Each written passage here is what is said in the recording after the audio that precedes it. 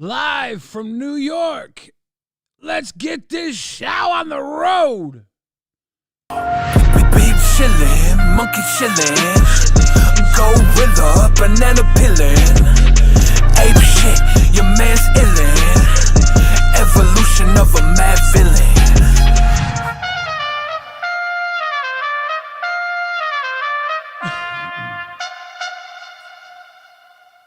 Ladies and gentlemen, tonight is a very special episode of Saved by the Bell. Zach and Kelly have a pregnancy scare. AC Slater slammed the wrong kid in the locker. That kid is back with a vengeance. But apparently, he missed his target, and now Jimmy's in a wheelchair. Doom, doom, doom, doom. Welcome, welcome, welcome to the Nightly Noose. It's like every day, the rope gets tighter around the neck of awesomeness. How's everybody doing today? I almost didn't stream tonight. I was going to go to my sister's house. She's cooking carne asada, and she invited me to dinner, and I was going to drive over there, and I looked at the traffic, and I gave up. So I came back to stream for you guys. Aren't you glad? Aren't you glad that I'm mixing Degrassi and Saved by the Bell up? Aren't you glad?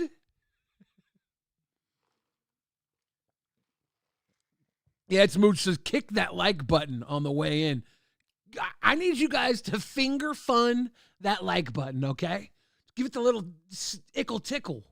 Ooh, if you can. It would make me the most likable person in the world. And that's something I always wanted to be. Munchkin says, yes. Well, so glad. Yes. I have to actually text my sister and tell her I'm not coming to dinner. I didn't bother doing that. I was like, traffic?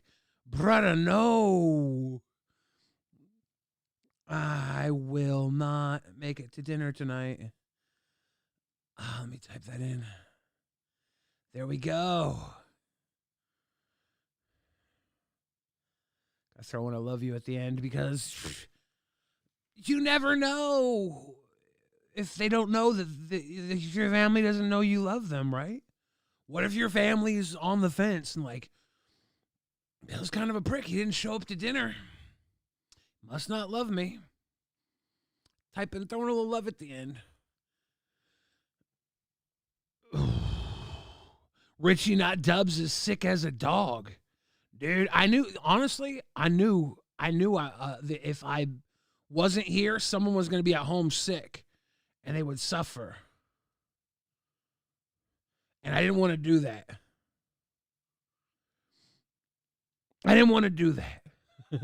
Ellie says, hey, Billy, hope you're having a good night. I hope I'm having a good night, too. I'll be real with you. I was looking at the day, I was like, it's Tuesday. I could go to my sister. She's cooking carne asada. I got carne asada. It'd be fun. And then the more and more the day came on, the more and more I was like, I don't want to go. I don't want to deal with traffic. Like if I would have left early, I could have watched a movie and then missed traffic, right? And I love movies, but I haven't been in the movies in so long. I was going to try and go watch the Super Mario movie, and then I didn't do that. It's like this, guys. It's like this. I'm a very confused little boy these days. Kimberly Gonzalez says, well, we love you, Billy. Well, thank you. Sometimes I don't know, and it's good to hear it. Tone Rick says, Billy is a man of the people. I'm for the people. The people who care. Babysitters Club. You guys seen the Babysitters Club? When I was a kid, the books were very popular amongst girls. I wasn't a girl, so I didn't care about them. But they had a TV show. And the Babysitters Club TV show had a very catchy intro.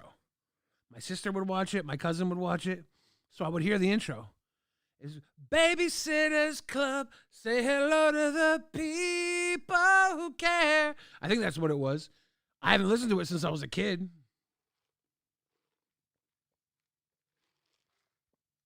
I think it's been stuck in my head entirely since then. So, Samoan says you need an adventure buddy, someone to go on adventures with. Dude, how great would it be if I had like a sidekick, you know? Like, you know how all the, like Aladdin had the monkey? Jafar had the bird? Jasmine had the tiger?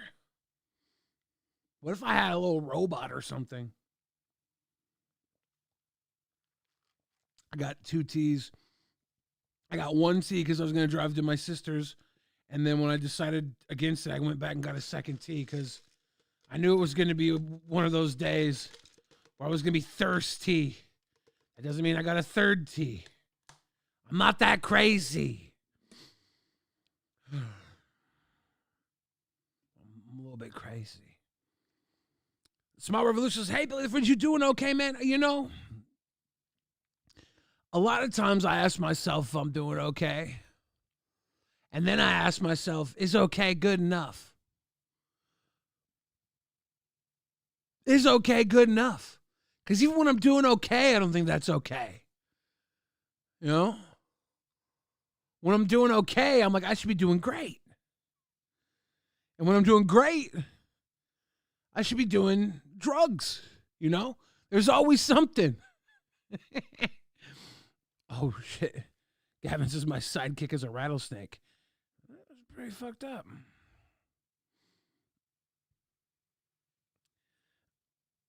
Simone says, so you went through the drive-thru twice while talking yourself out of going for a yummy dinner at your sister's. Well, I went to the drive-thru, got a tea, and I was going to drive there because I knew it was going to be traffic. Then I got to the traffic, and I was like, holy shit, this is worse than I thought. And I said, fuck it. YouTube's my family now.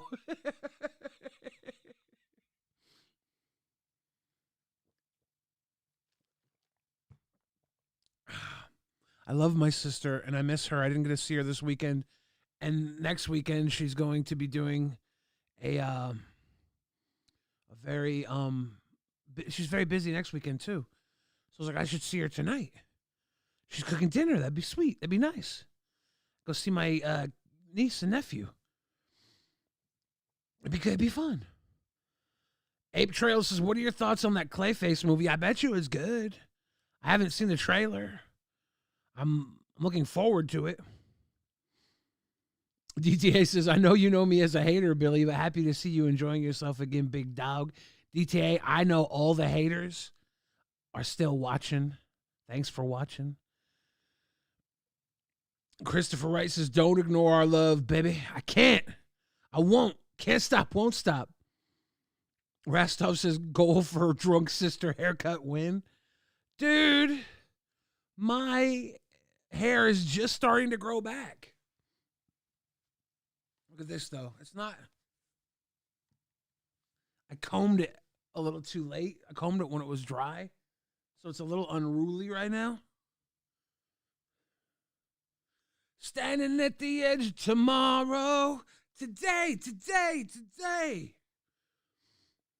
Second Saved by the Bell reference tonight. That's my second. That was Saved by the Bell.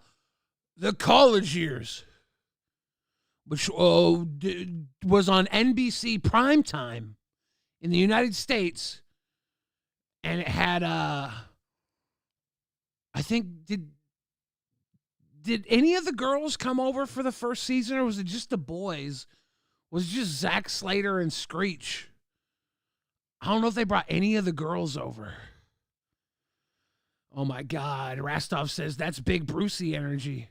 Dude, I'll be Big Brucey all over your chocolate cakes, homie. Keep talking that smack. I do look like Bruce Bogtrotter, though. My hair's all fluffed out in the back. Maybe I do need my sister to hack this bitch up. Those were the days. Was just Saved by the Bell. Yeah, I was looking up Leah Remini on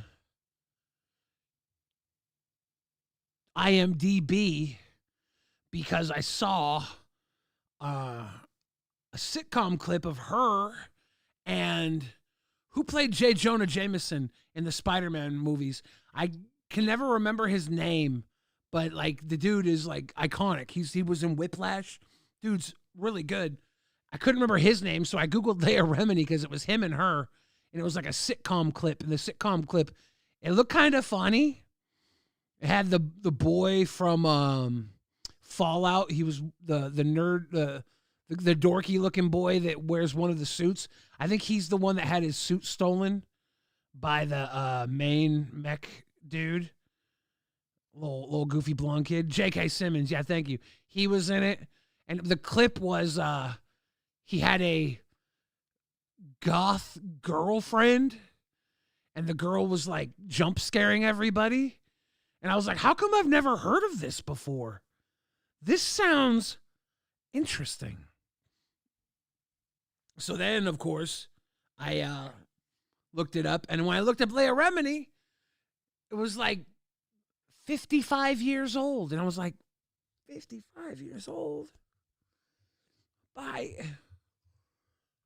thought I was a kid when she was a kid. I used to watch Saved by the Bell. Now, I'll give you she was in the Saved by the Bell. It was when they worked at the Beach Club, which was a later season. But still, I couldn't believe she was 55. It's just, I'm an old man is what I'm saying. Rastuff says Leah Remini and Kevin James in King of Queens, S tier. When I looked her up, did you know that she was on another show with Kevin James like 7 years ago or something?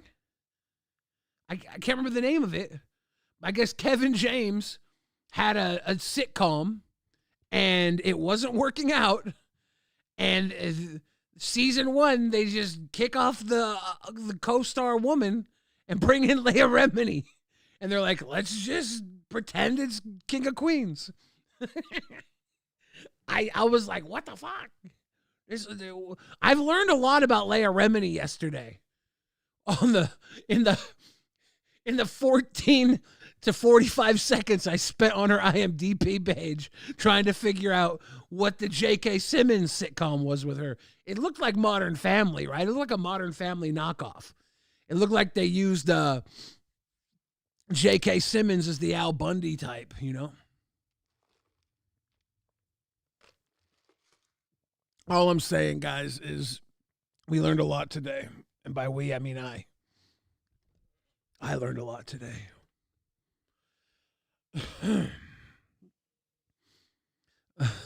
Samoan says Leah is an ex-Scientologist. Yeah, she was deep in Scientology.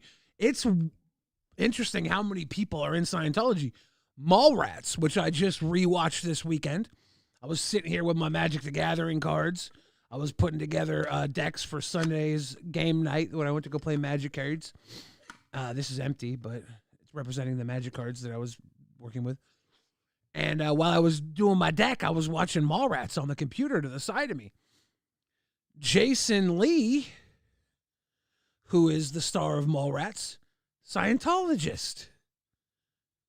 I think Ethan Suplee, who was in that as well, might have been a Scientologist for a while, but I'm not sure about that.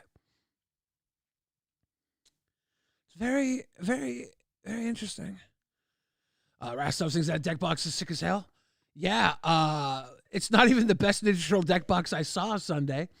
My friend Jason gave this to me. Of course, this is backwards. No wonder the clasp wasn't sticking.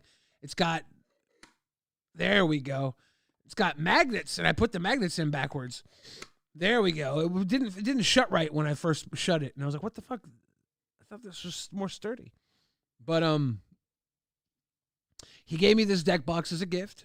Him and Anastasia, my friends, they gave me this box. I was very happy. Very cool deck box. Jason's had like 8-bit Ninja Turtles on each side. And then when it opens, it had an MP3 like player, and it goes, Teenage Mutant Ninja Turtles, Teenage Mutant Ninja Turtles, Teenage Mutant Ninja Turtles, here's in a half shell, turtle power. Every time it opened, I was like, holy shit, dude. That one's amazing. This one's awesome. Like, I don't know if I need all that crazy stuff.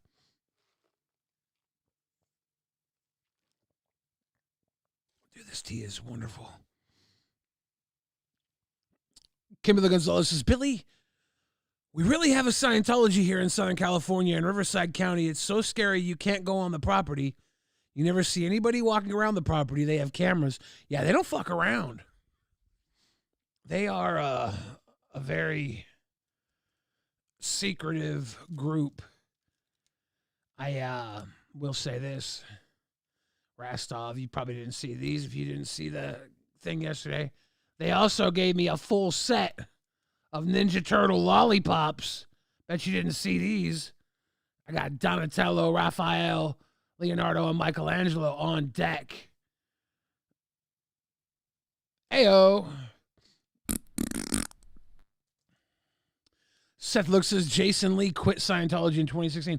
I didn't know that. That's interesting. Very cool. Very cool to be updated. And I need to put together my Ninja Turtle deck so I can put it in my Ninja Turtle deck box. I want to get a better card because this is just a card I put in here. You can put any card in here. I want to get a better card for the window. All right, enough with the nerd shit. This is the second time I show off my deck box. This is because Rastov's here. Crypto Cowgirl loves those lollipops. Aren't they cute as hell? I don't want to eat them, but I also need to figure out a way to display them. Maybe I'll make a little bouquet. A turtle lolly bouquet.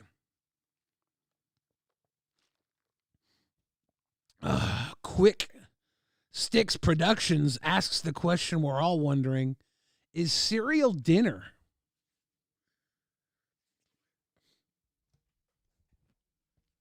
Let me ask you a question. Why don't they make a dinner cereal? Why don't they make like an Alfredo cereal, like a cheesy flavored cereal with like savory meat crunch berries in it, you know? Why don't they make that? You could do a mac and cheese with like little hot dog crunch berries. People like hot dogs, weenies, and their mac and cheese. You can make a little savory dinner cereal, right? Why don't people do that? Yeah, Mooch is speaking for the fats. Cereal is a snack before dinner. The only thing that dinner is when you're too full to finish your next meal. That's dinner. Anything before that is a snack, right? That's how fats think.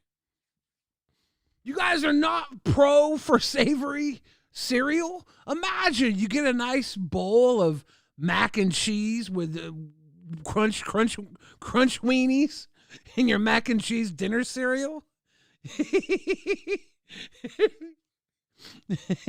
Ignifier says they do. It's called chickpeas.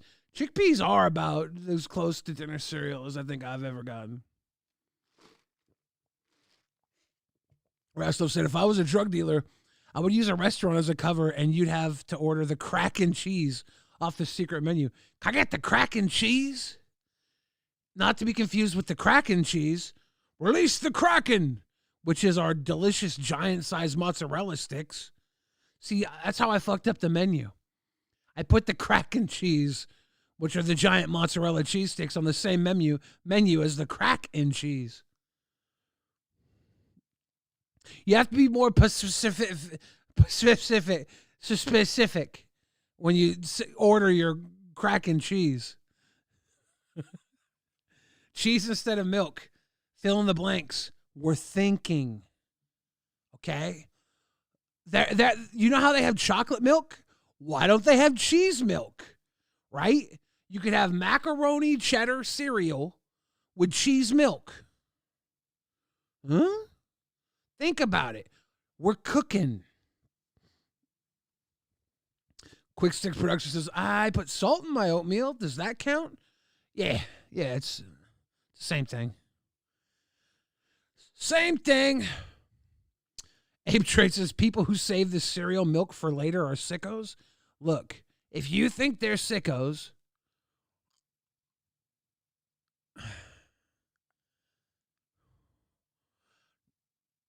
you mean they save it? Like they pour the cereal milk into a container and save it?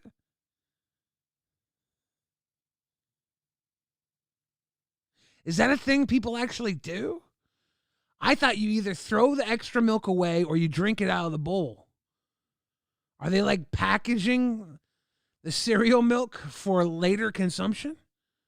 I did not know that was a thing that people did. Baba Yaga says, you can eat anything for dinner, but you can't eat anything for breakfast. We're skipping breakfast now.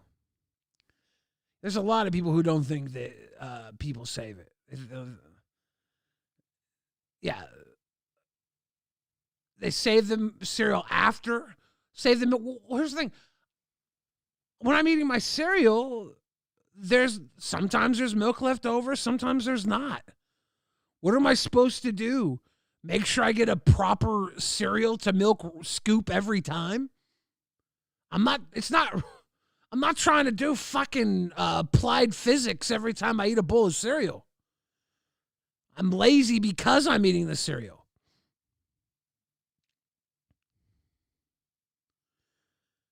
Oh, shit. Gidgey's smoking cereal milk indica. You're going to get fucked up. Quick Sticks Production says, I add more cereal to soak up the milk. Yeah. But I like a lot of milk in my cereal. I don't like the dry fire fucking Fruity Loops, you know? I want my cereal to be adequately wettened. I have standards. I need lubrication, okay?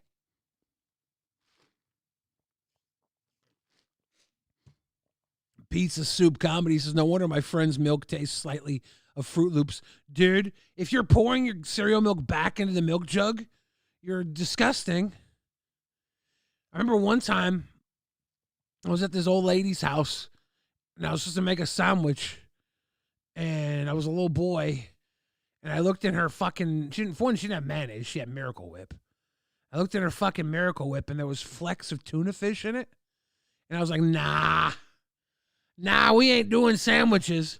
Then I found some oatmeal cookies in her cupboard, and I ate a bunch of oatmeal cookies. I probably ate all her oatmeal cookies. She was like, "Where the fuck are my oatmeal cookies?" Like, sorry, you left tuna in your fucking Miracle Whip. We ain't doing that. Midian Thorne says, I can't super chat for some reason. Well, you're not alone. Nobody else is super chatting either. We're okay. Baba Yaga says, best cereal? I say Cinnamon Toast Crunch, hands down. Cinnamon Toast Crunch is good. How does Cinnamon Toast Crunch compare to Golden Grams?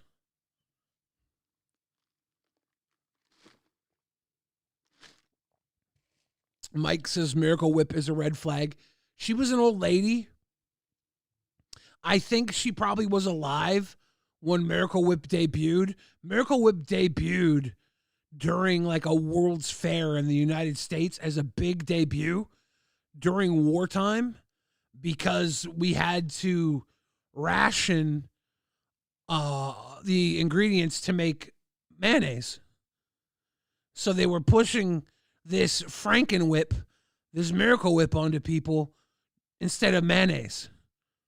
So she probably got fucking propagandized into eating that shit when she was young. You know? Same reason people be eating fucking margarine instead of butter. He got propagandized.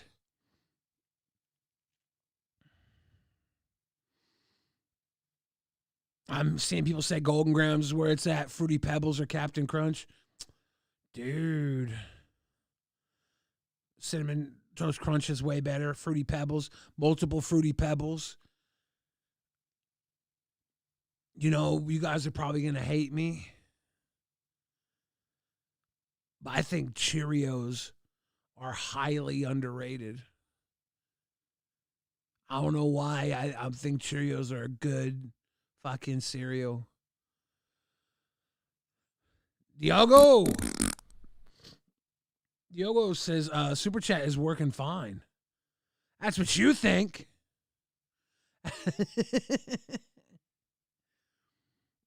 Abe Trade says King Cobra fell for the Country Crock propaganda. Yeah, man. Country Crock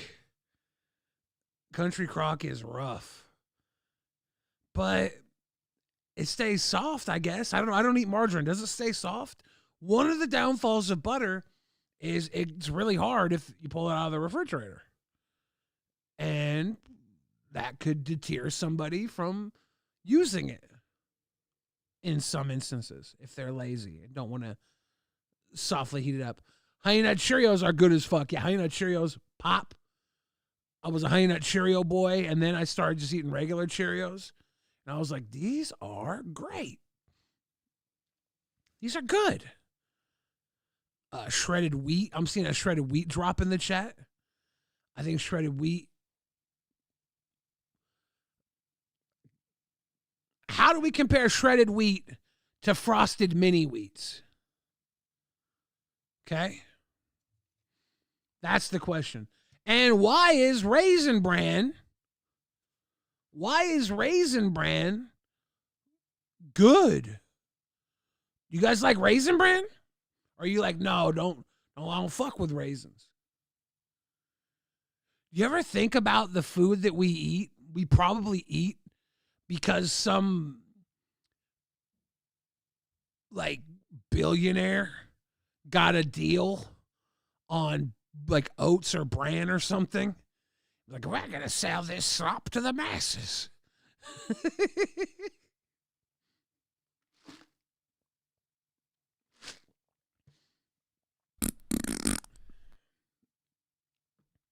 Midian Thorn says it won't let me send it because of one word. Whoa. We don't say that word. I think.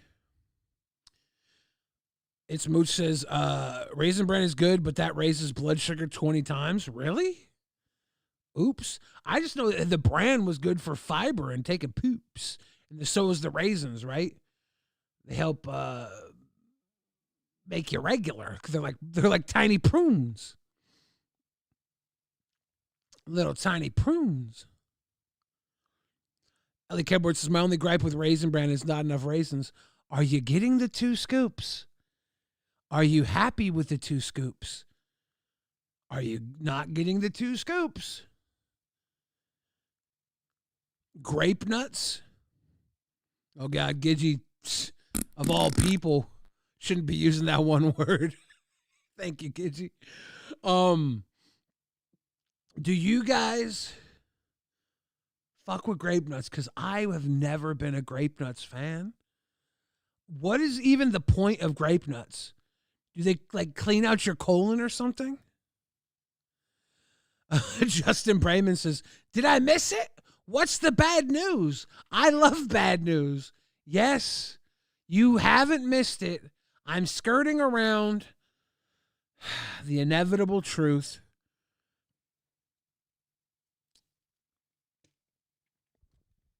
The bad news, and a lot of you are going to think this is bad news, but I don't care. I'm putting the bad news behind the paywall. What? So I hope if you like bad news, you're ready. Gidgy says my favorite is Grape Nuts. I love them. Why do you like Grape Nuts? Because I don't know what they do for you. I don't know what they like. Every time I try and eat them, it's like I'm chewing gravel.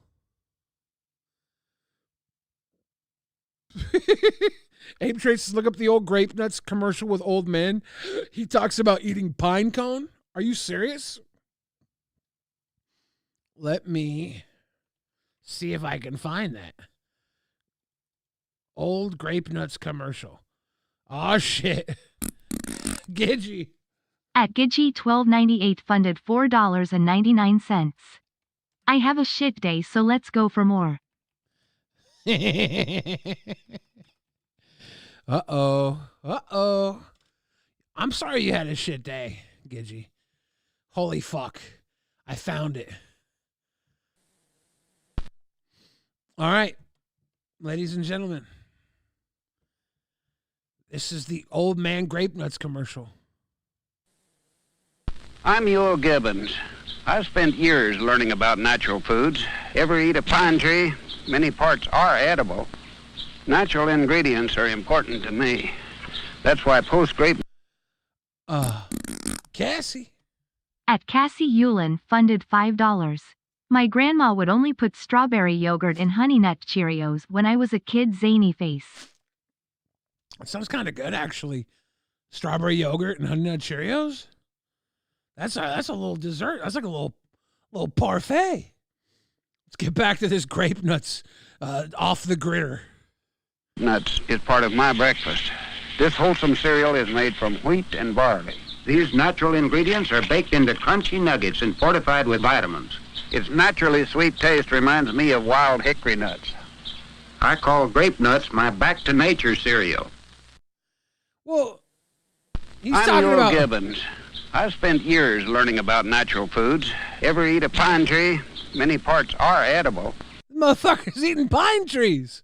Of course he's going to want to be eating fucking grape nuts. Gidgy, do you like grape nuts because you're used to eating pine trees? So Gidgy says the crunch is so good and very filling. The filling part might be the selling point for me. I do enjoy a filling food. The crunch for me, I never got into it. I thought it was some BDSM kink cereal. Like people who like to get smacked during sex. Like, is that why you like fucking grape nuts? Because every bite is a fucking dom punching you in the mouth? Seth looks says, then in the 80s, they marketed grape nuts not to the country, but to the yuppies. They were like, wake up every morning, eat a bowl of grape nuts, go in and sell a stock, close down a Fortune 500 company by shorting the company. Grape nuts are for closers. Bro is gnawing on bark. Of course he likes this fucking grape nut shit. I think I maybe I shouldn't have yucked everybody's grape nut yum. You let grape nuts sit for 1 minute? Do you? This whole time I've been eating them wrong?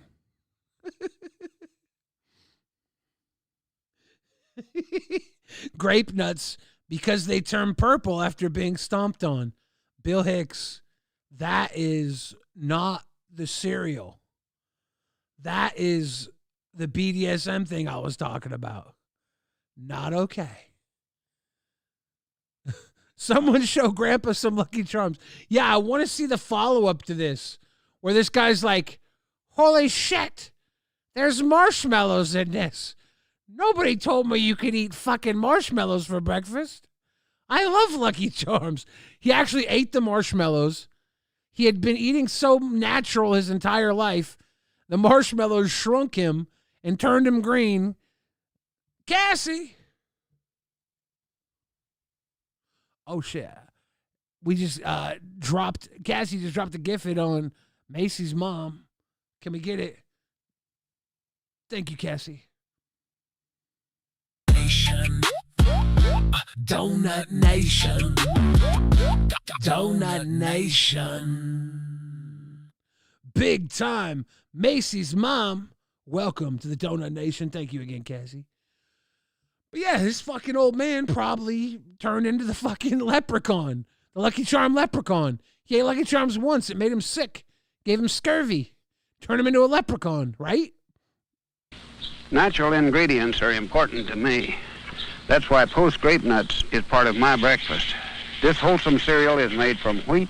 Natural ingredients. That toast. What is he drinking here? Is this Flavor Aid?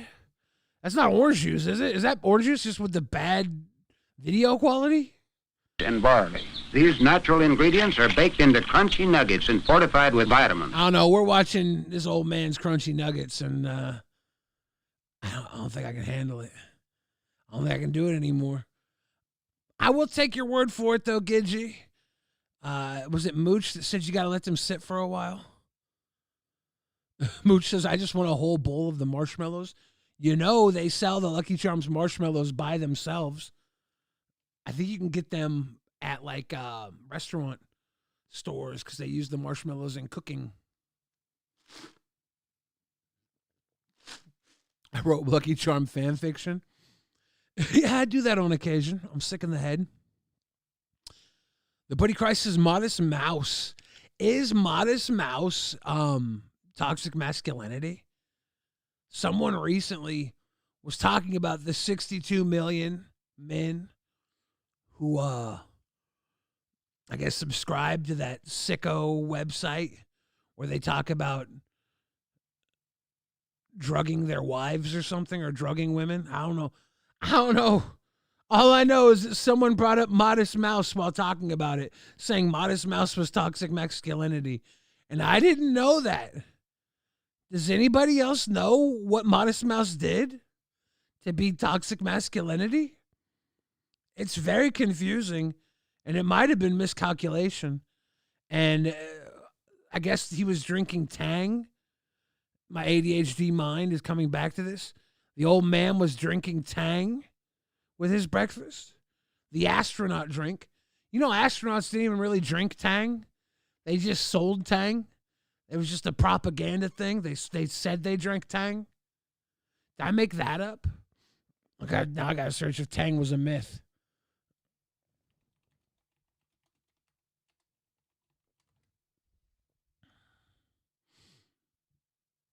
I'm not getting an answer. I might have made that up. Well, did NASA invent Tang? The space drink myth busted?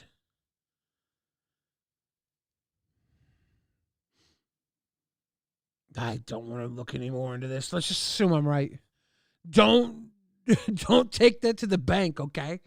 Don't take my facts to the bank. Assume everything I say is misheard and misdirected. Speaking of the news, you guys see this?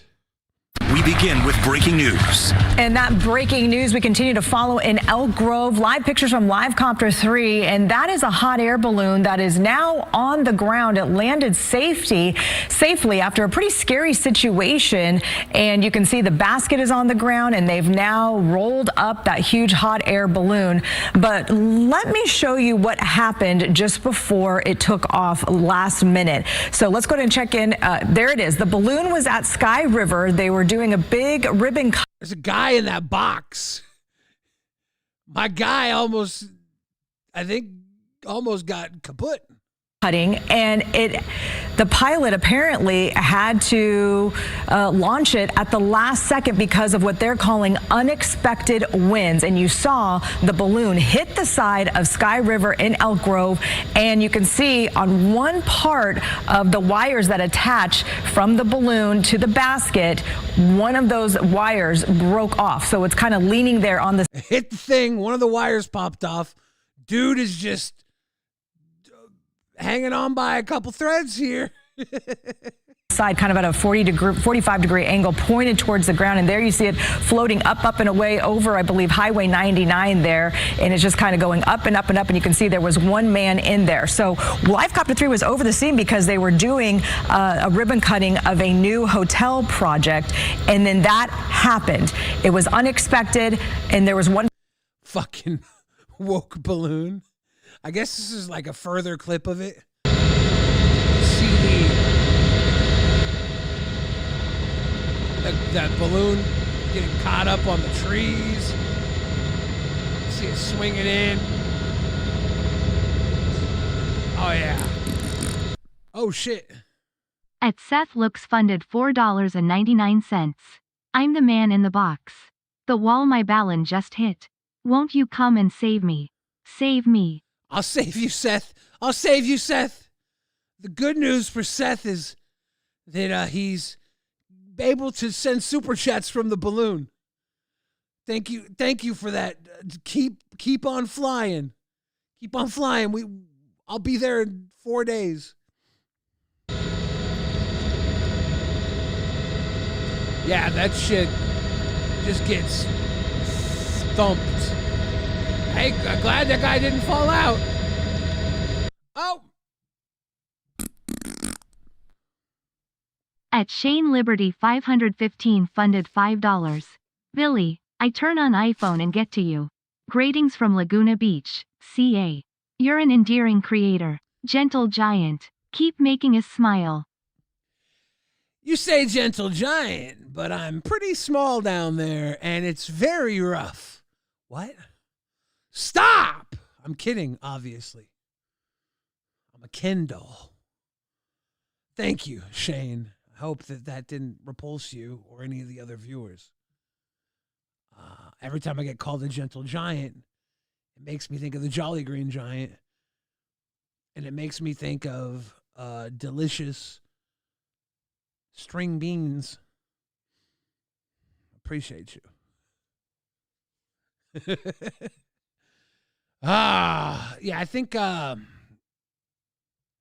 of that fucking balloon, dude. Mike says Billy got a sandpaper pee-pee. That's how you keep things smooth. Sandpaper keeps things smooth. Seth looks says that's a parody of a grunge song. I thought you were Seattle. Don't you recognize? I'm the man in the box. The wall my balloon just hit. Won't you come and save me? Save me. Wait.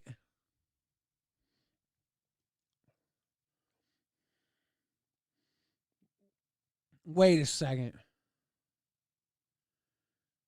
That's a grunge rock parody?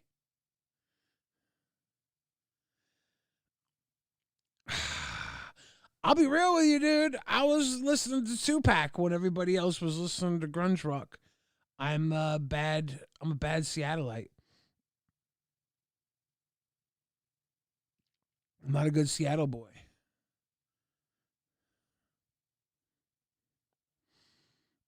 Sticky Fingers says, unrelated fact, Billy has no finger or palm prints. I did at one point.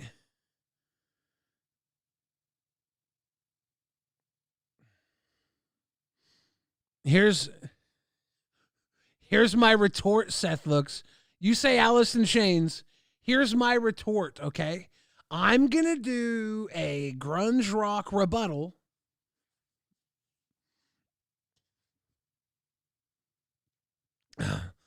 Tell me if you can get this grunge rock song. My favorite flying source. I'll open up your doors. Appreciate your concern. This hot air balloon will burn. Save me. Save me, my friend. Save me. Save me again. I'm not good at fucking grunge rock parody, dude. Man in the Box. Good Alice in Chains reference. I went over my head like a hot air balloon, dude.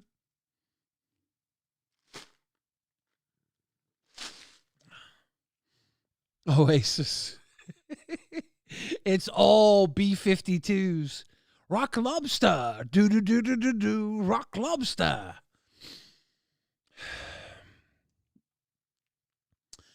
Speaking of bad news, here's bad news for people who thought they could win the National Cat Naming Contest. I'm as free as a bird now in a hot air balloon. At Shane Liberty 515 funded $5. Without talking politics, what do you think about Kimmel-Melania controversy? Was that joke off limits? I don't know many comedians, so I'm asking you. Okay. I didn't know that he made a joke. Apparently, he said something about Melania being a widow. Look, I would have to probably listen to the entire joke to say how bad it was, but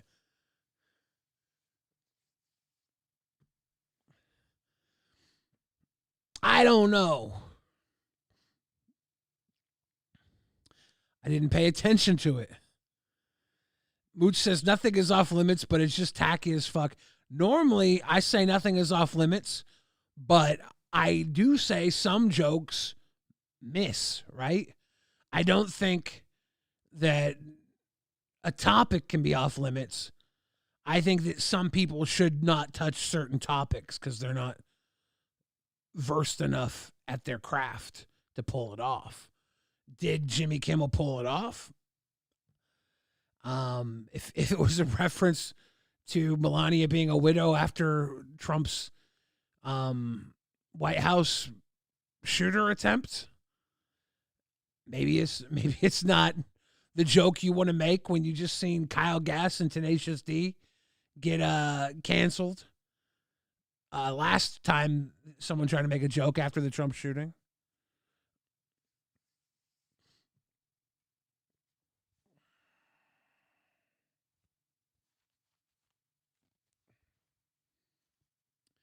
You see these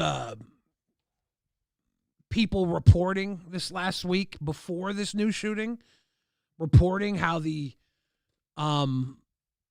shooting where Trump got hit on the ear was a year and a half ago.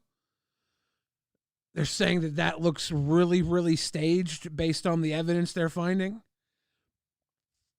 There was a video of a guy ushering the press over to take that photo. The famous photo where Trump looks like a freaking super patriot with his ear bleeding and his fist in the air and the flag behind him.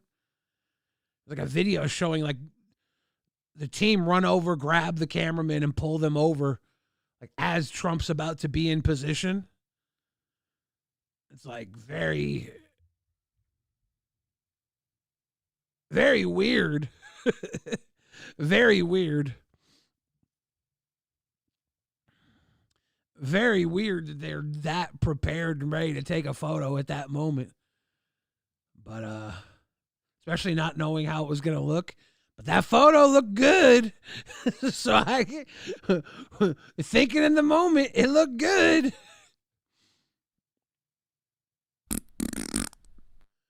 Fuzz. At Fuzz-K7L funded $5. I went to Costco today and had a seafood boil after. Oh, and someone got murdered at my Costco over the weekend. Who murdered? Why?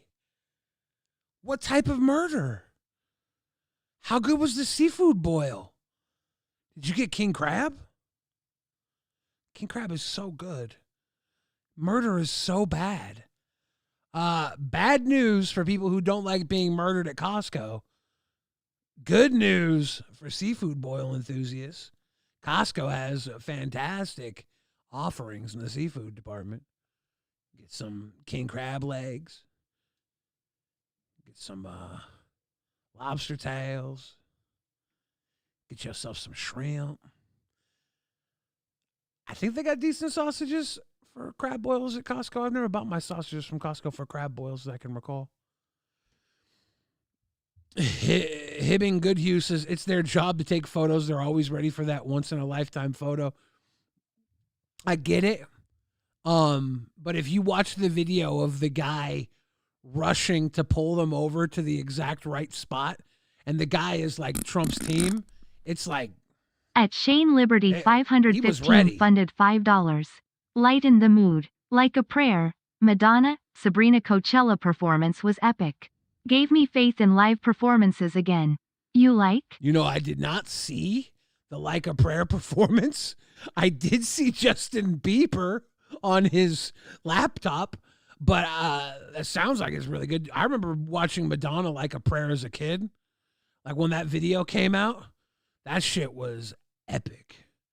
That shit was like, you felt like you were watching a pornography film as a kid.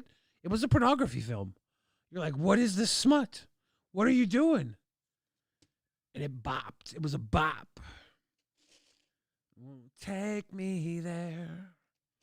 Then they used the song in the Deadpool movie, Deadpool and Wolverine. It was cute too. I imagine the performance was great. I think Sabrina Carpenter is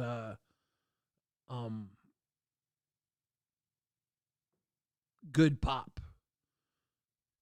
It's pop though, right? Like it's pop music. So like there's like popular pop music, then there's like indie pop. And indie pop is really the good pop. But when it comes to popular pop music, I think Sabrina Carpenter's fun. Like Katy Perry was the fun pop back in the day. Katy Perry always has some hard shit. Let's watch it.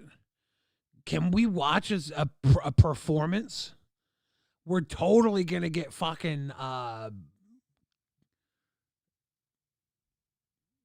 copyright striked if I watch the Madonna Sabrina Carpenter performance. The sassy, I am still taking heart medicine, yeah. There's also a drink called pop. Oh, yeah. Soda pop or something else. I do want to point up this from indie pop. What do I like? I don't know what I like from indie pop. I don't know the name of any of it. I just listened to it on Spotify, and I haven't even listened to Spotify for like a year and a half. I would just put on the indie pop playlist, and it would be good. I'm gonna have to look in to the Madonna Sabrina. I know it's good. Like I know it's a good. Like Madonna is like a top tier performer. Sabrina is a top tier performer. Of course, it's gonna be good.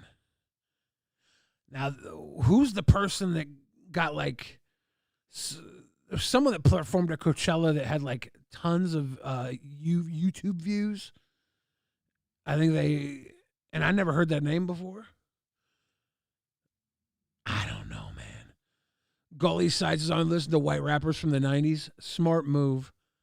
We're just going to... What is the bad news? Well, the bad news, Shane, unfortunately, I put it behind a paywall because I'm a scammer. We need 3 more $5. Here's the bad... Here's bad news for people who wish they could have won the national cat naming contest.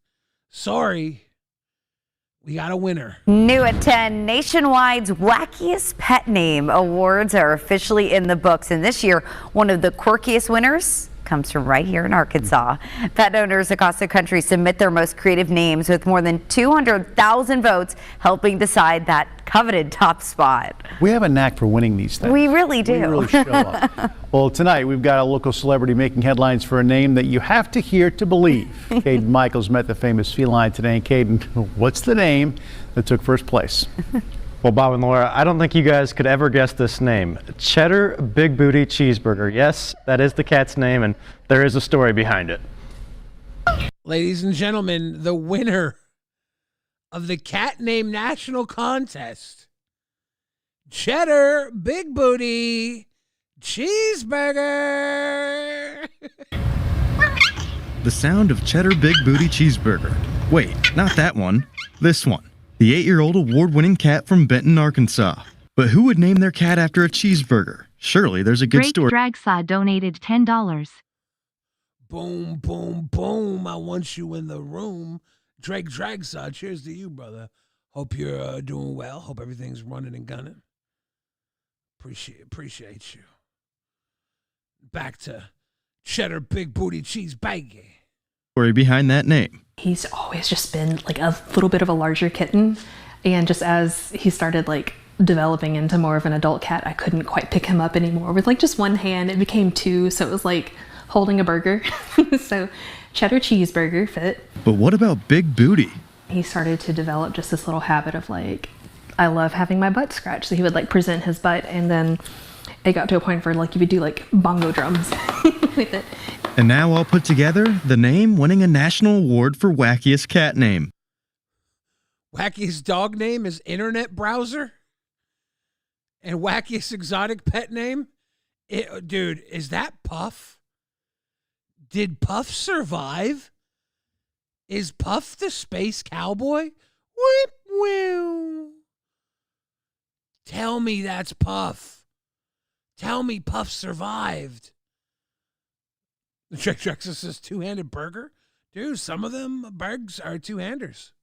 You gotta grab them booty butt skins. Getting that email today was a shock. It was pretty wild. I was internally screaming all day, trying to figure out like, oh my gosh, what do I do? And no, I'm really proud of him because he definitely lived. CT says, I like to separate my cheese from my booty. That's why you spread the cheeks. Up to his name. Cheddar Big Booty Cheeseburger is a long name to pronounce, so he does have shortened nicknames at home. Pretty much I'll go like, cheddar or big booty, something like that.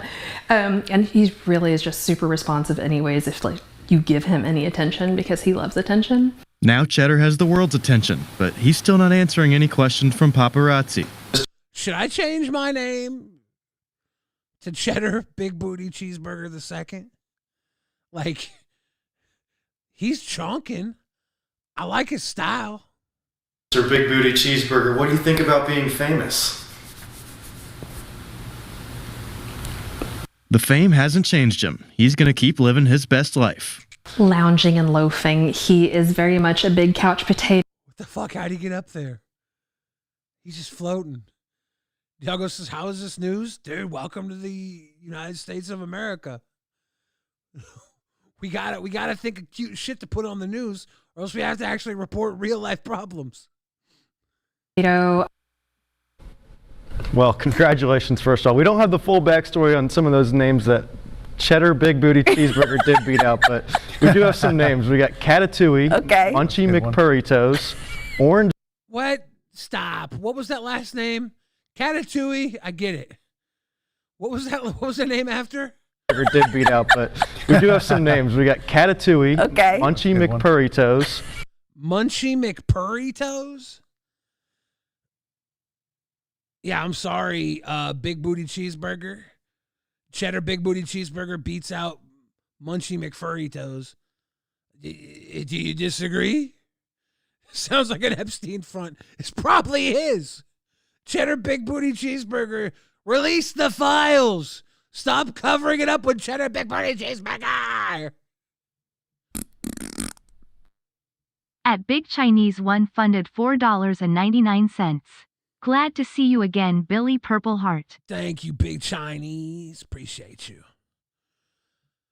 Oh, my goodness. Purple Heart back to you, Big Chinese.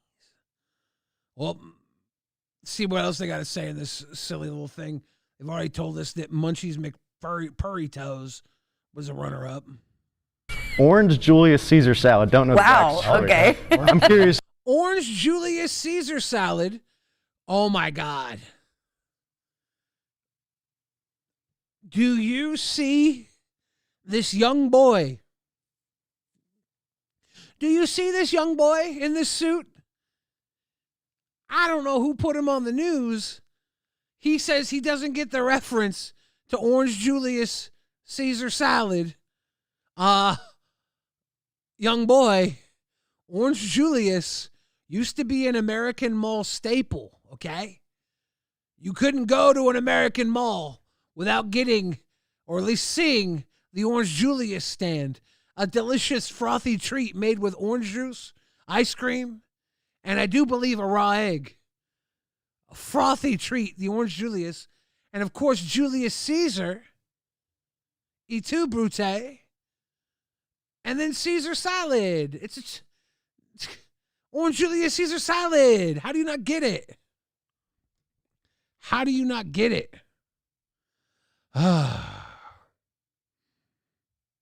My mic is low.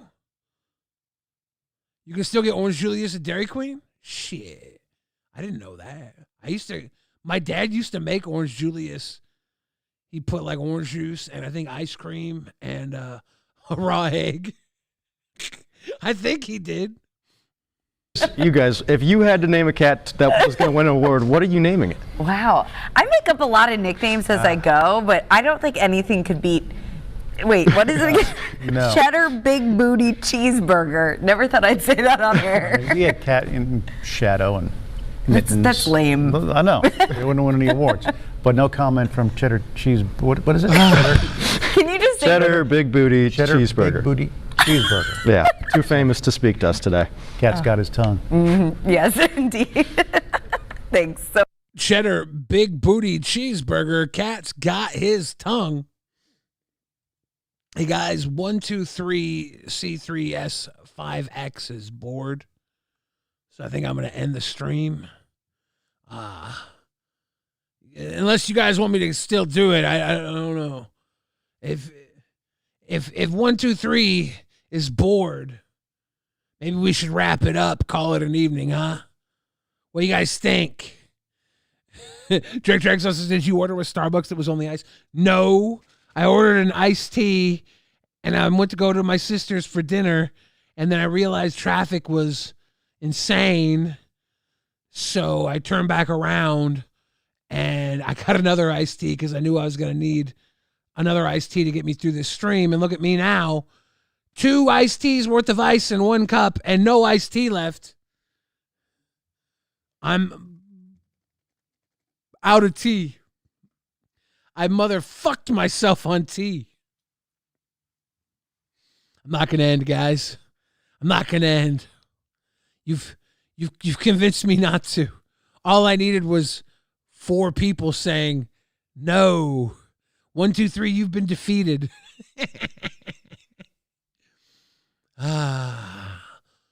Also in the news, what is this? Oklahoma? Well, the Emmy-winning award chief photographer, news photographer at News 9 is in the Oklahoma County Jail this afternoon. What the fuck?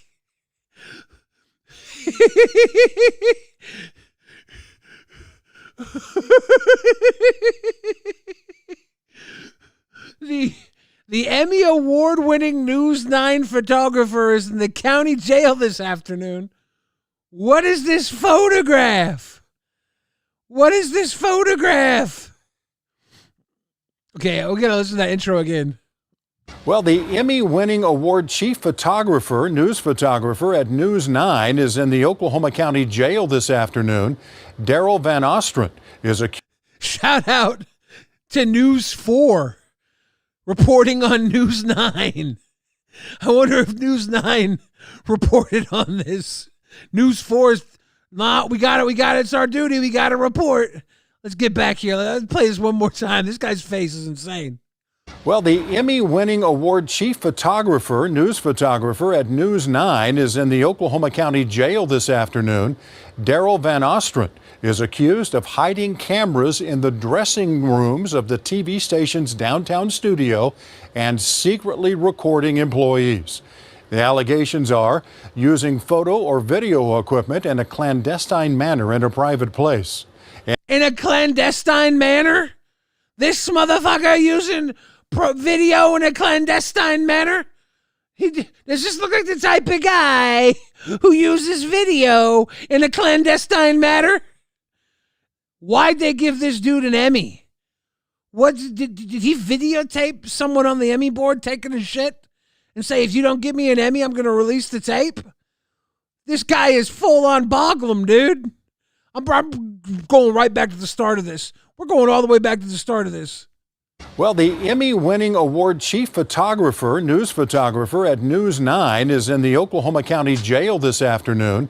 Daryl Van Ostrand is accused of hiding cameras in the dressing rooms of the TV station's downtown studio and secretly recording employees.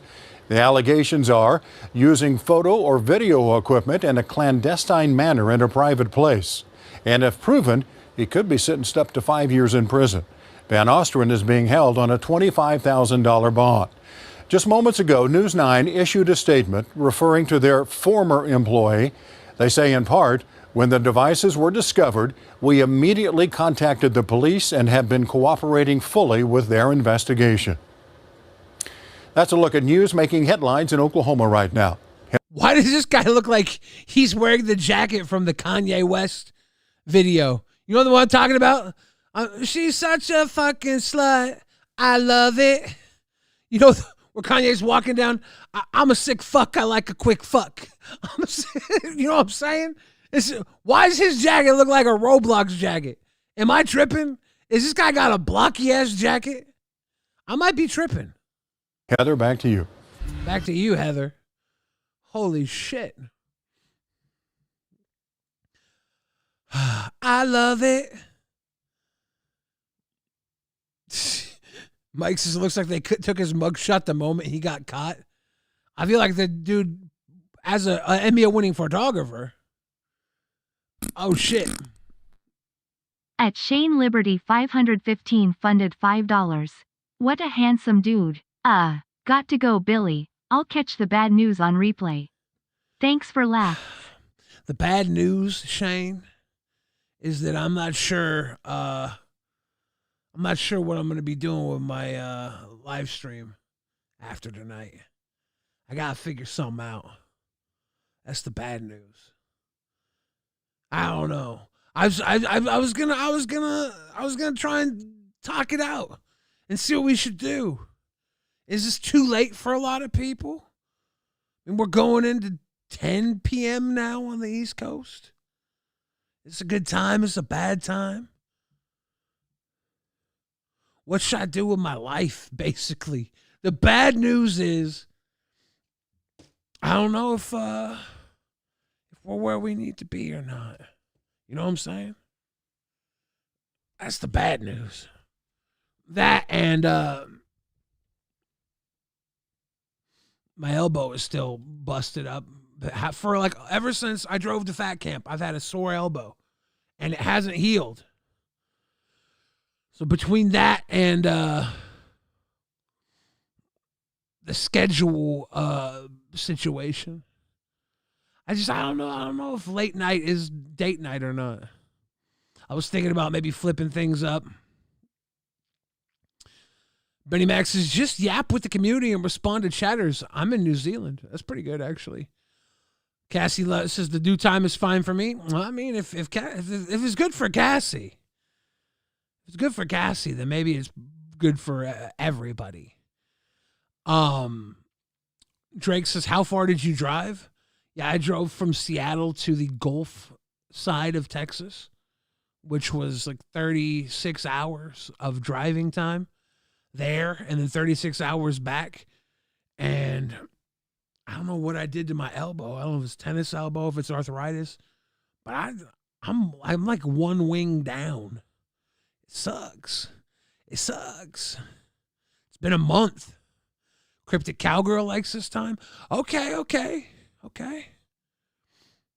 Do a weekend day as well, then we have more options. Yeah, I wanted to do weekend day this last weekend, and then I recorded a Magic the Gathering podcast on Saturday, and I was gonna do a stream, and then I just sat down and I just started playing with my little fucking Magic cards, and I was like, before long, it was like late night, and I was like, oh, I missed the weekend.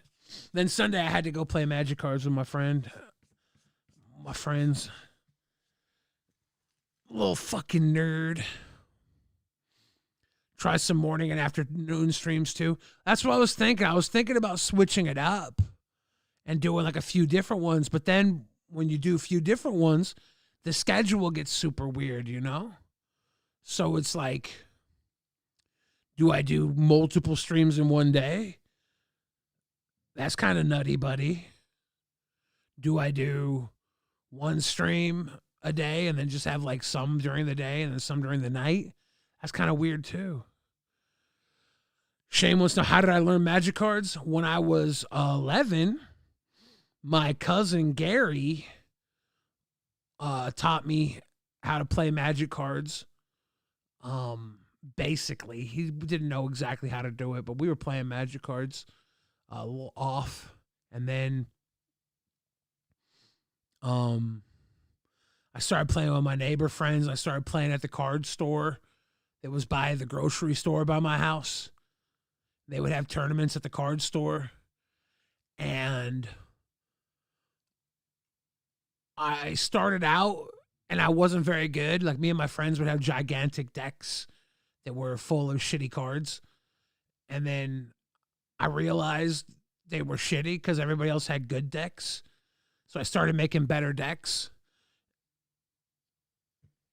And you just learn I learned by playing. I was 11 years old. And I remember there was like a pro player in the shop. And he saw one of my decks and he was like, this kid's got a decent little deck here. He's like, I want to lend you one of my decks for the next tournament. And he lent me like this badass deck with a Ali from Cairo in it and had a Mox Ruby in it. And I played the deck and I like made a mistake and he was like, yeah, maybe you don't have it. And he didn't lend me any more decks afterwards, but like that made me want to do even better. It was pretty fun. Donut Nation. Donut Nation.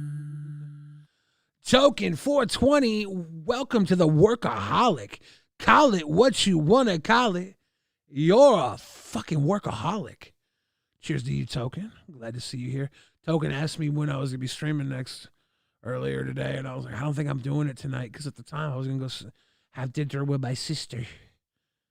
And now I'm here, and now Token's here. Shout out to Token in the comments of the video.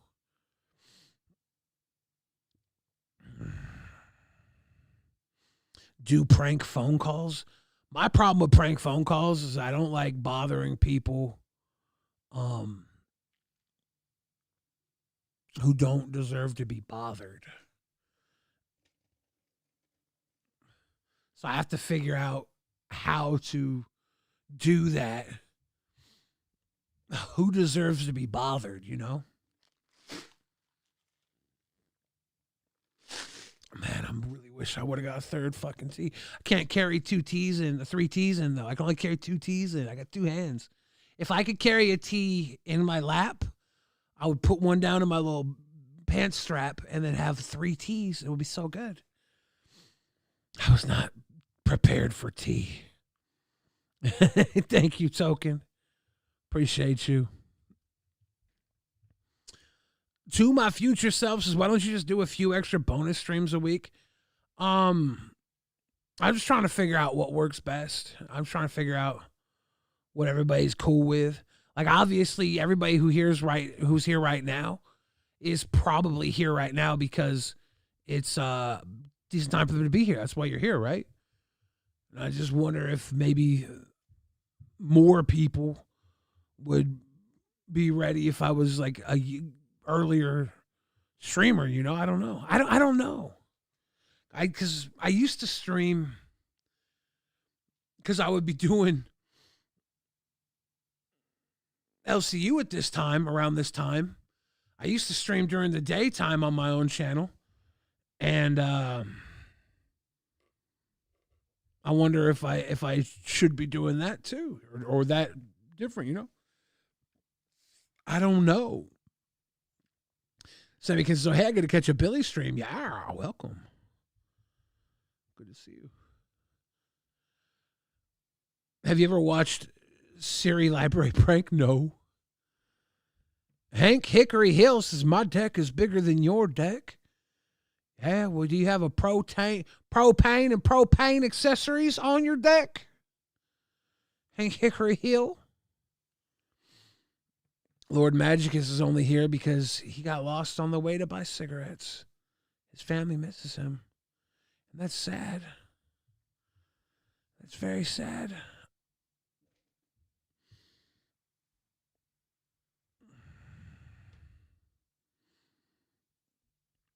Drake says, I call small businesses impersonating AT&T and tell them I'm changing their number. Hello, this is AT&T. We're calling. This is a courtesy call. We're going to be changing your number.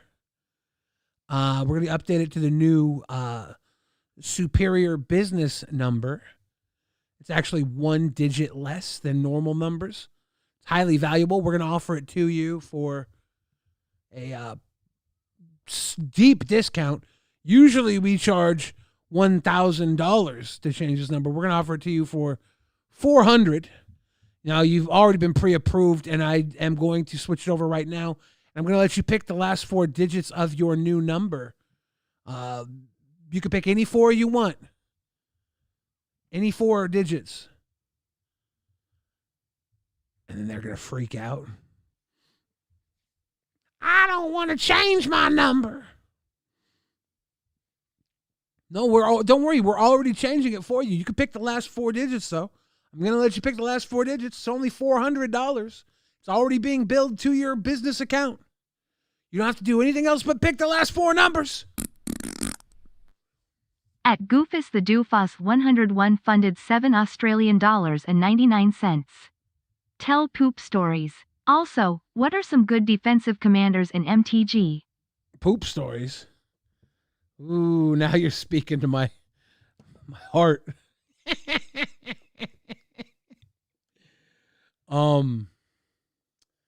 What's the good? I'll tell you what the best poop story is right now. I've been eating these Shameless Snacks gummies.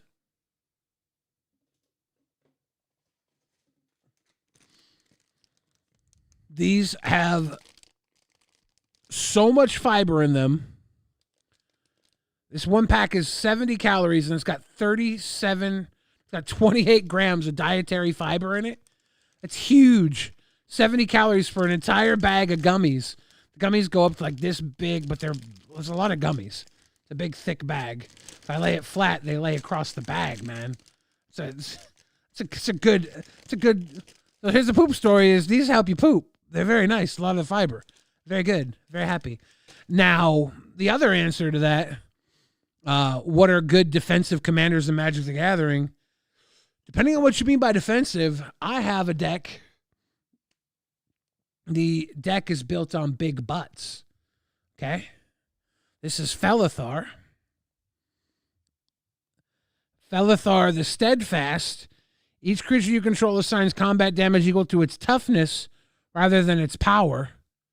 Creatures you control can attack as though they didn't have Defender and sacrifice another creature, draw cards equal to the sacrificed creature's toughness, then discard cards equal to its power.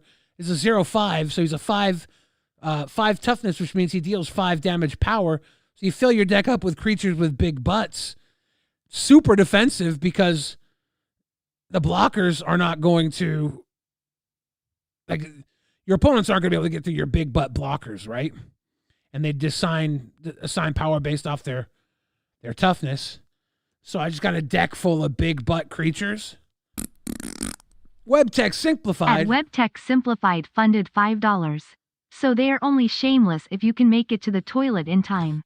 Dude, if you eat 2 of these bags in a day and you spread it out, you'll be fine. If you eat like 1 bag in the morning, 1 bag at night, you'll be fine. If you eat 3 of these bags too close together, you are going to have a splat attack. Look at that. 0 casting cost, 0/6 wall.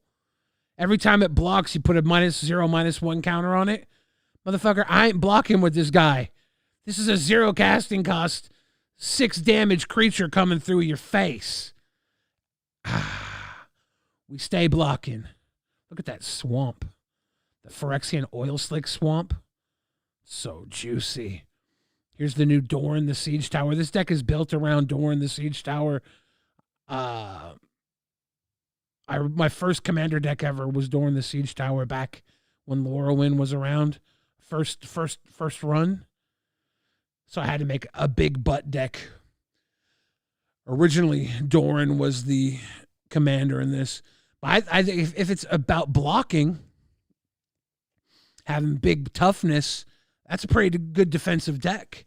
There's also white, blue, green, Arcades Elder Dragon that lets you play walls and let walls attack. And it's a good defensive deck. There's a lot of pillow fort stuff with cards to keep people from attacking. Oh, shit! At Tommy Bragalone 7943 funded $4.99. BILLLLLLLLLLYYYY. Hope you're doing well, man. I'm doing all right, Tommy. Thank you. Appreciate you. This deck gets to play E. Honda, who was my favorite Street Fighter character when I was a kid.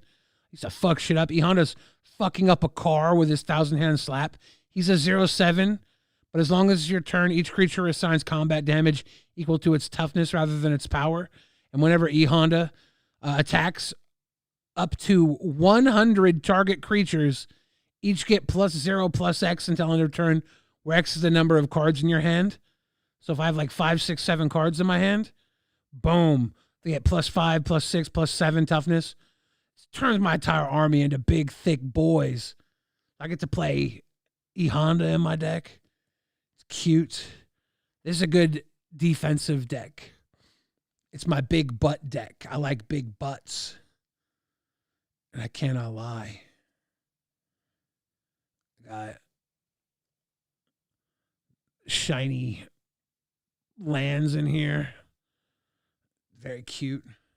Very cute.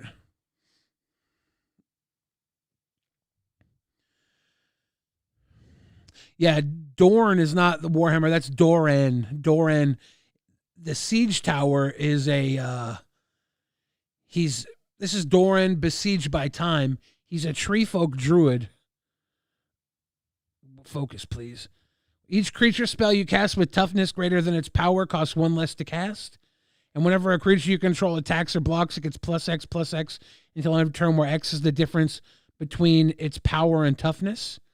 So he attacks, he gets +5/+5. Because it's a 0/5. Your boy thick. He hit quick. I'm trying to find a specific card in this deck. The original Doran, the Siege Tower, which this deck, when I built this almost 20 years ago, Doran, the original Doran was my commander. And a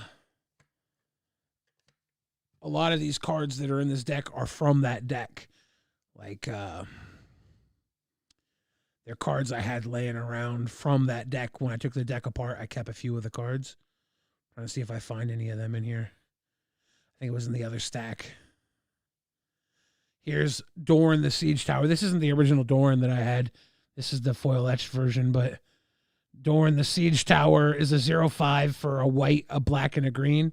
Each creature assigns combat damage equal to its toughness rather than its power. So the deck just had a bunch of creatures with giant toughness, and you build the toughness up huge, so they just come through and deal. They smack the face for hella. Like, I play this card. It's got flash, enchant creature. Enchant creature gets +0. Can you please focus, please? Gets +0/+10 for 3 mana. So, boom, 10 extra damage at flash speed, and it sticks around because it's an enchantment for 3 mana. That's good in this deck, dude. Seraph Realm Eater is a fun card. This is from the Ninja Turtle set that I put in here. Transdimensional Bovine. Look at that. Look at that Laughing Cow, that lol cow. Ox Avatar for 3 mana. It's a 0/4 flying. Tap to add 2 mana of any one color. It's good for ramp, but also it's a 0/4 flyer, so it deals 4 damage flying. It's pretty good. Got a lot of cute stuff in here.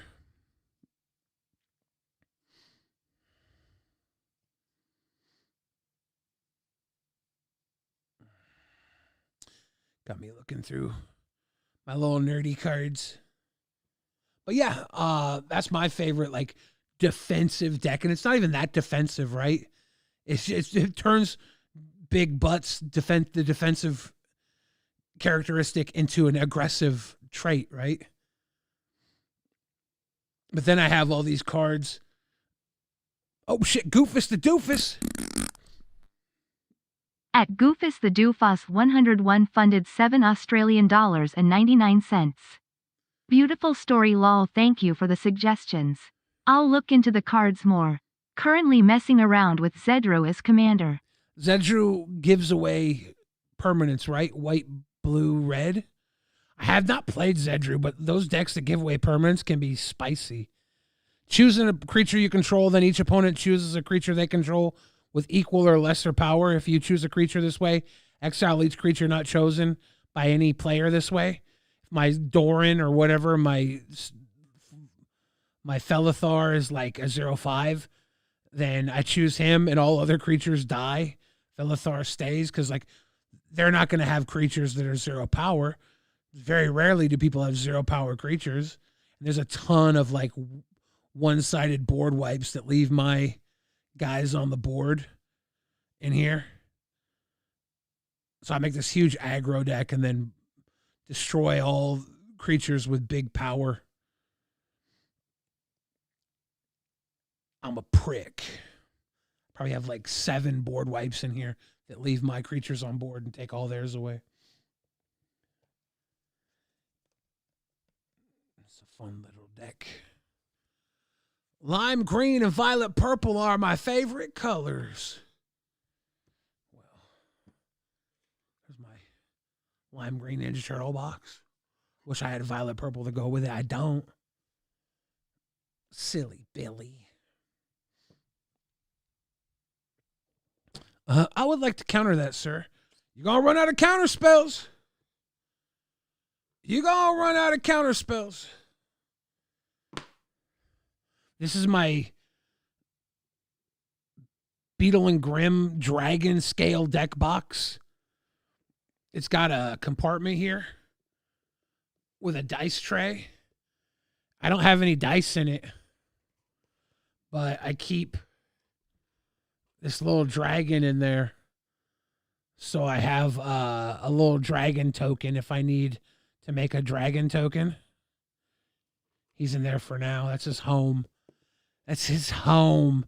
Then I made this dragon deck, which I think I'm going to take apart because it's probably not fun for other people to play. It's got the Dragon as the commander. Big 10/10 fucking beaster. And then it's just full of dragons and shit. We're just making dragons out here.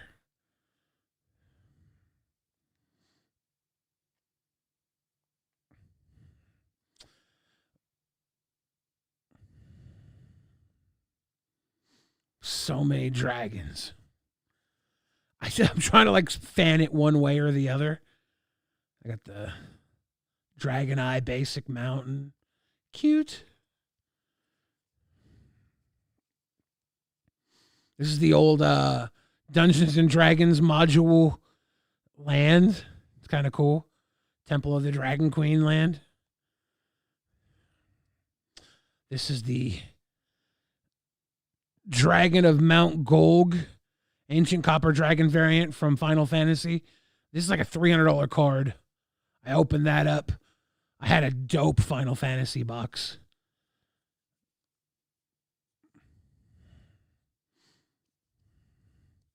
So many little dragons.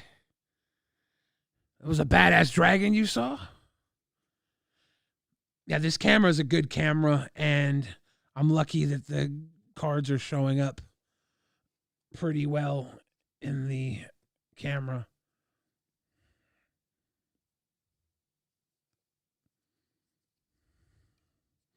Gold Span Dragon. The Swords of Plowshares is like $40, I think. I don't, maybe it went down in price. Last I checked, it's the Surge foil from Fallout. Got this Arcane Signet at MagicCon 30 in Las Vegas.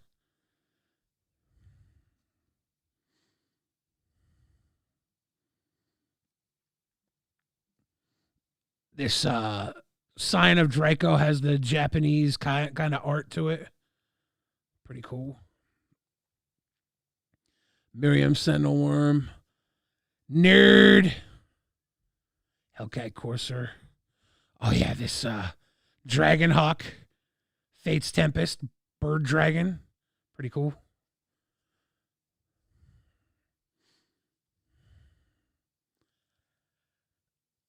That Plains, the Dragon Eye Plains. Here's the old Gnawbone in the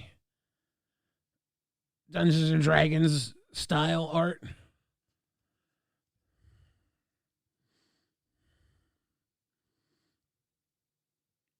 Forest, Dragon Eye Forest.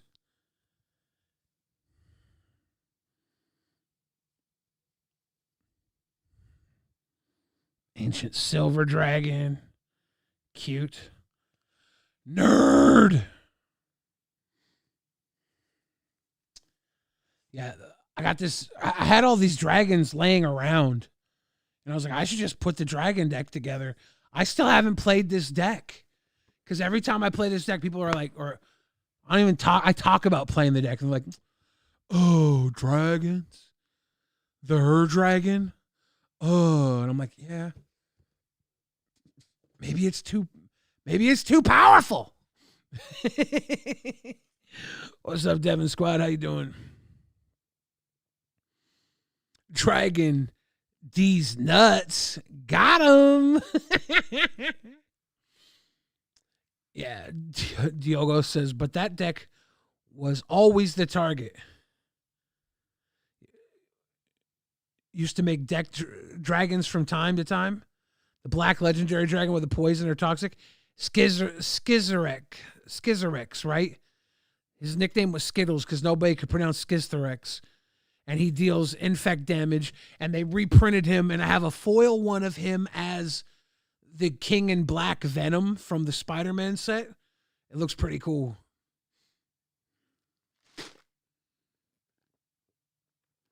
I'm doing all right, Devin. I'm chilling. We got good news for people who like bad news. Bad news is I've already eaten one package of these gummies today, and I don't want to have a second package because I'm worried it'll give me a little blowout. I'm afraid. Seth looks says it's like the Warhammer players that cry about one army or the other. Yeah. But also, this Magic deck is very much, this is a battleship, battlecruiser Magic. It's just big dragons. I just ramp and then play giant dragons. It's pretty simple. I want to play it just so I can see how fun it is because, like, I had all these crazy expensive dragons. I think this dragon deck is worth like, I don't know, $3,000 or $4,000. I'm not sure exactly. Let's see, I have a price. I haven't updated the list though. I think I changed it recently. Let me see what the former list comes up as. It says it's $3,100. $3,100 for this dragon deck. Damn. Fucking dork.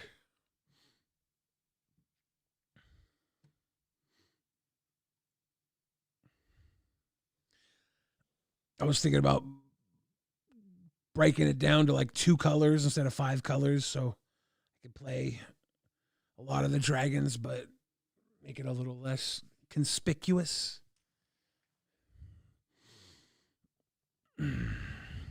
We're dedicated. If I have to go to the restroom, I just leave the stream running on mute. Yeah, I used to do pee breaks by playing songs. I do feel like I might have more than a pee coming. All this talk about gummies needs to stop. Silly Billy. These gummies are going to be the death of me. The real problem, though, is I'm out of juice. I need my juice.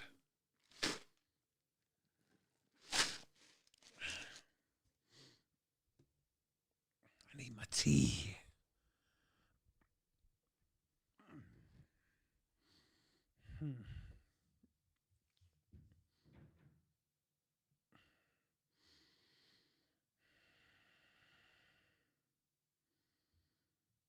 Let's see what this is. Come on. Seth Looks sent some interesting found footage over to the recommendations in the Discord, discord.gg/BTF. If you got any recommendations.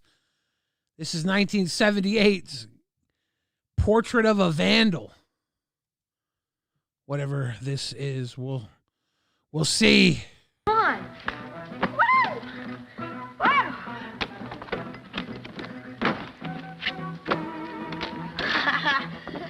Oh, the stereo, right. Cowabunga! Oh, shit, he went cowabunga and threw the fucking stereo on the ground. Now there's a funeral? What is this, Seth Looks? What is this? What has he done?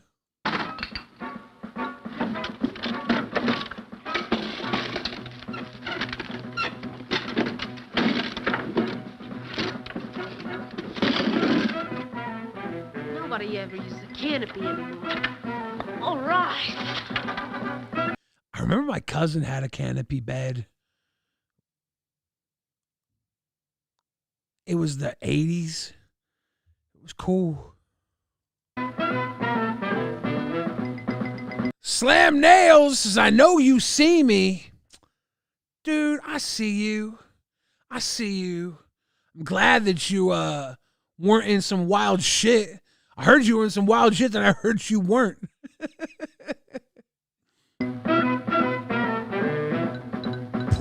Why that kid look like me with his curly hair right there? That's what I looked like as a kid. I was a curly-haired rapscallion. Portrait of a Vandal.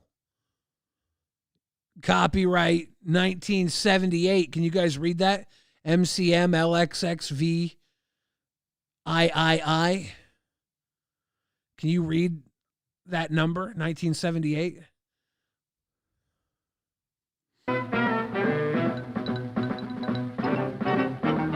This is a true story.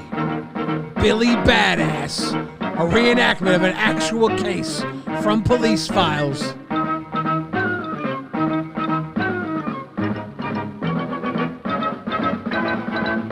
Well, vandalism means willful or senseless destruction, especially of something valuable, something hard to replace. How'd you get out? I left about 5 minutes before you. Is this the fucking Stranger Things? Is this the Upside Down? What is this? What's the use of skipping if we don't have nothing to skip about? Hey, there's Debbie's house. Oh, yeah, Debbie got stuck up. Slam says, see all my chats super enough. Yeah, I see them. I see them, Papa.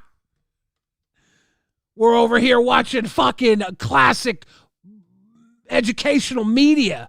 We're going to learn something today. Portraits of a Vandal.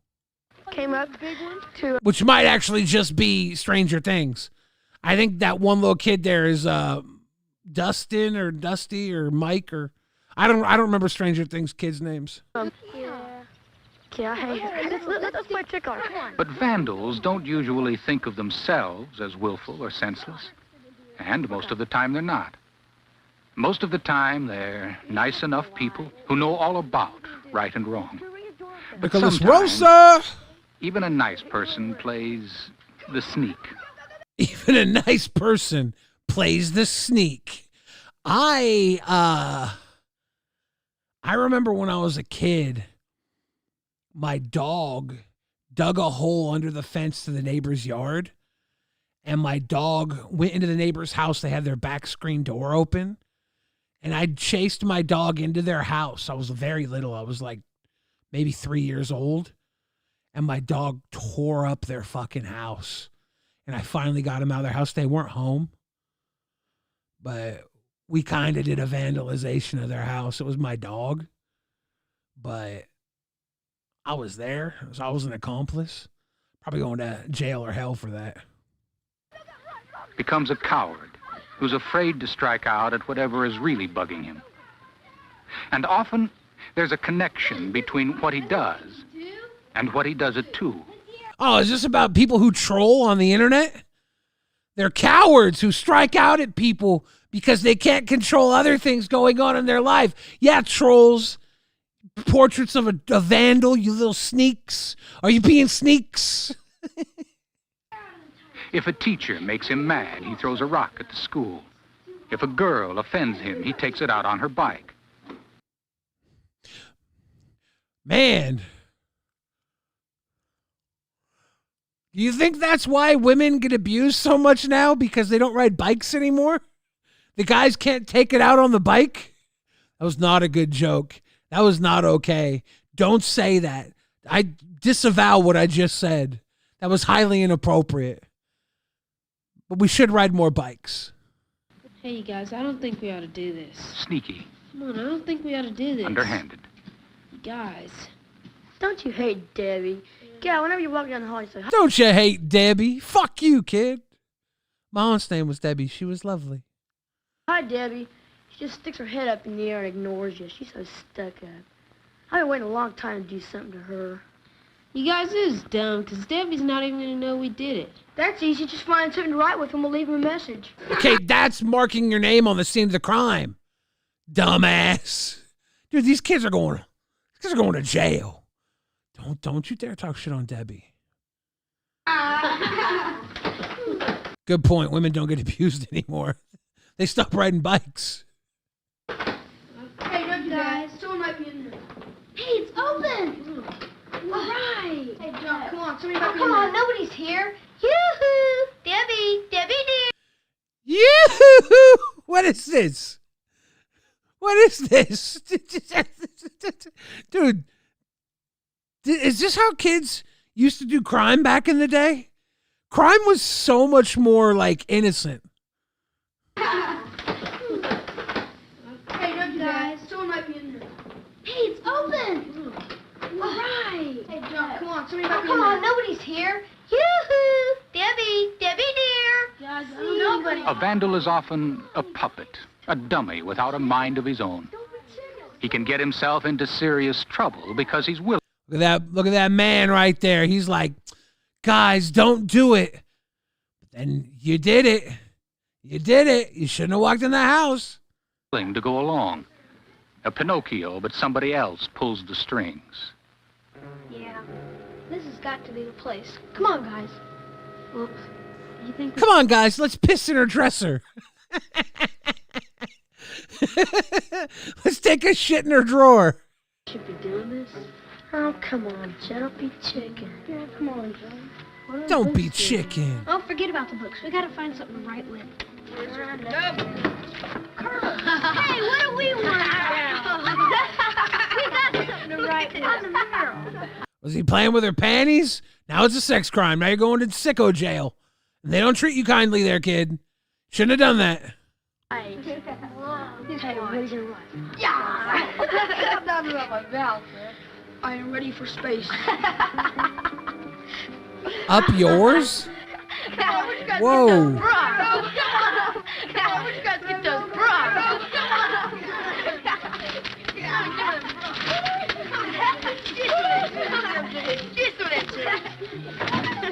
Okay.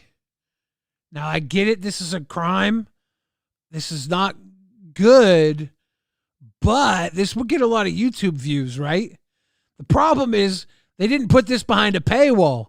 If they would have said they'll destroy the room for 10 red donos, then it wouldn't be a crime, it would be art. Snoopy, come home. Snoopy, come Vandal home. is out of control. Once he's started, he can't stop. It's as if he were out of gear on a steep hill. He goes on and on. Your mom's gonna clean us up. They get something. Watch this. Watch up now.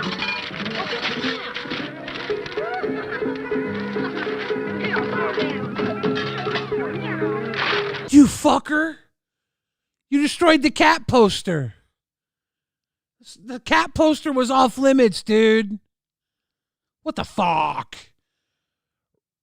Ranga Lover, we are watching 1978's Portrait of a Vandal.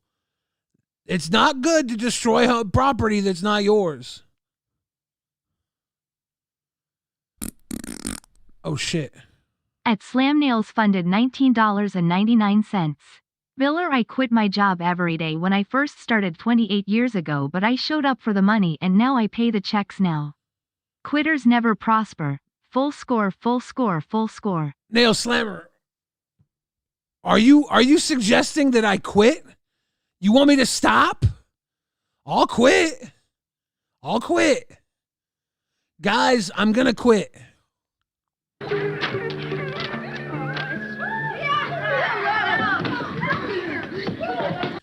28 years ago, when you first started. Dude. I first started this shit 28 years ago.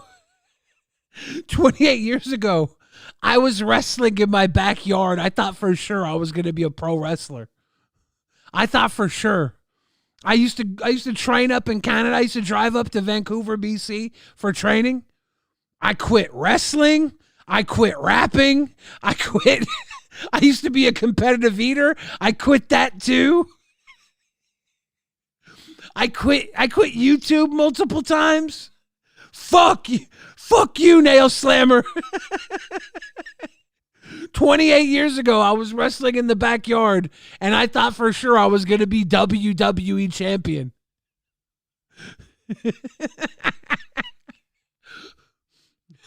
And I quit that. Fuck.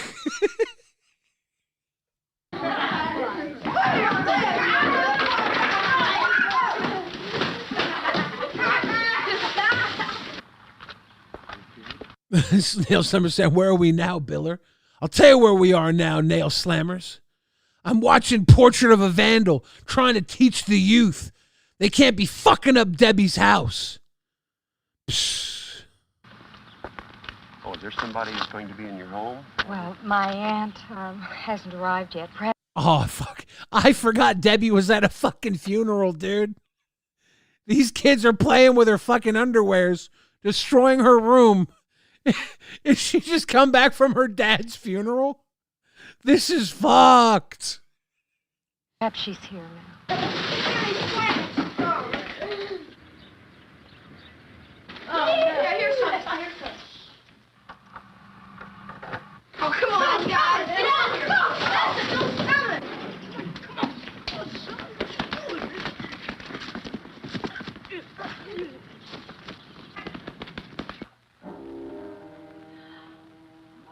Oh, no. Oh.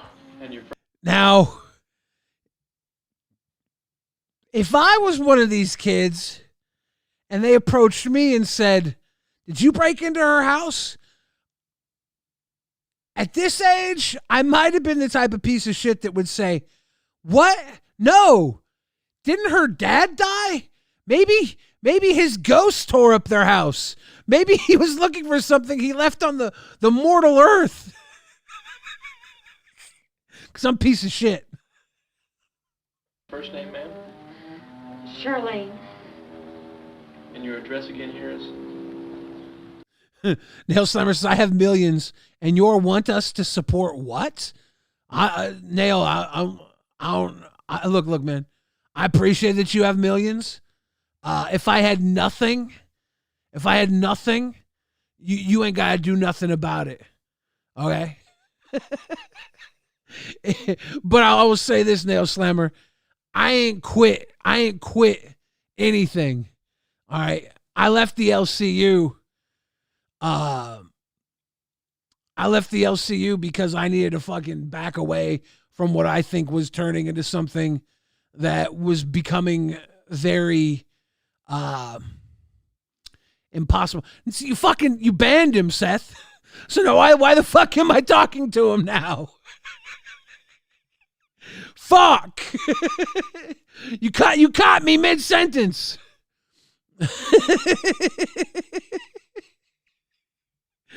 Well, back to the fucking Portrait of a Vandal, 1978. I quit the LCU because I had to stop being Billy the Fridge when I was there.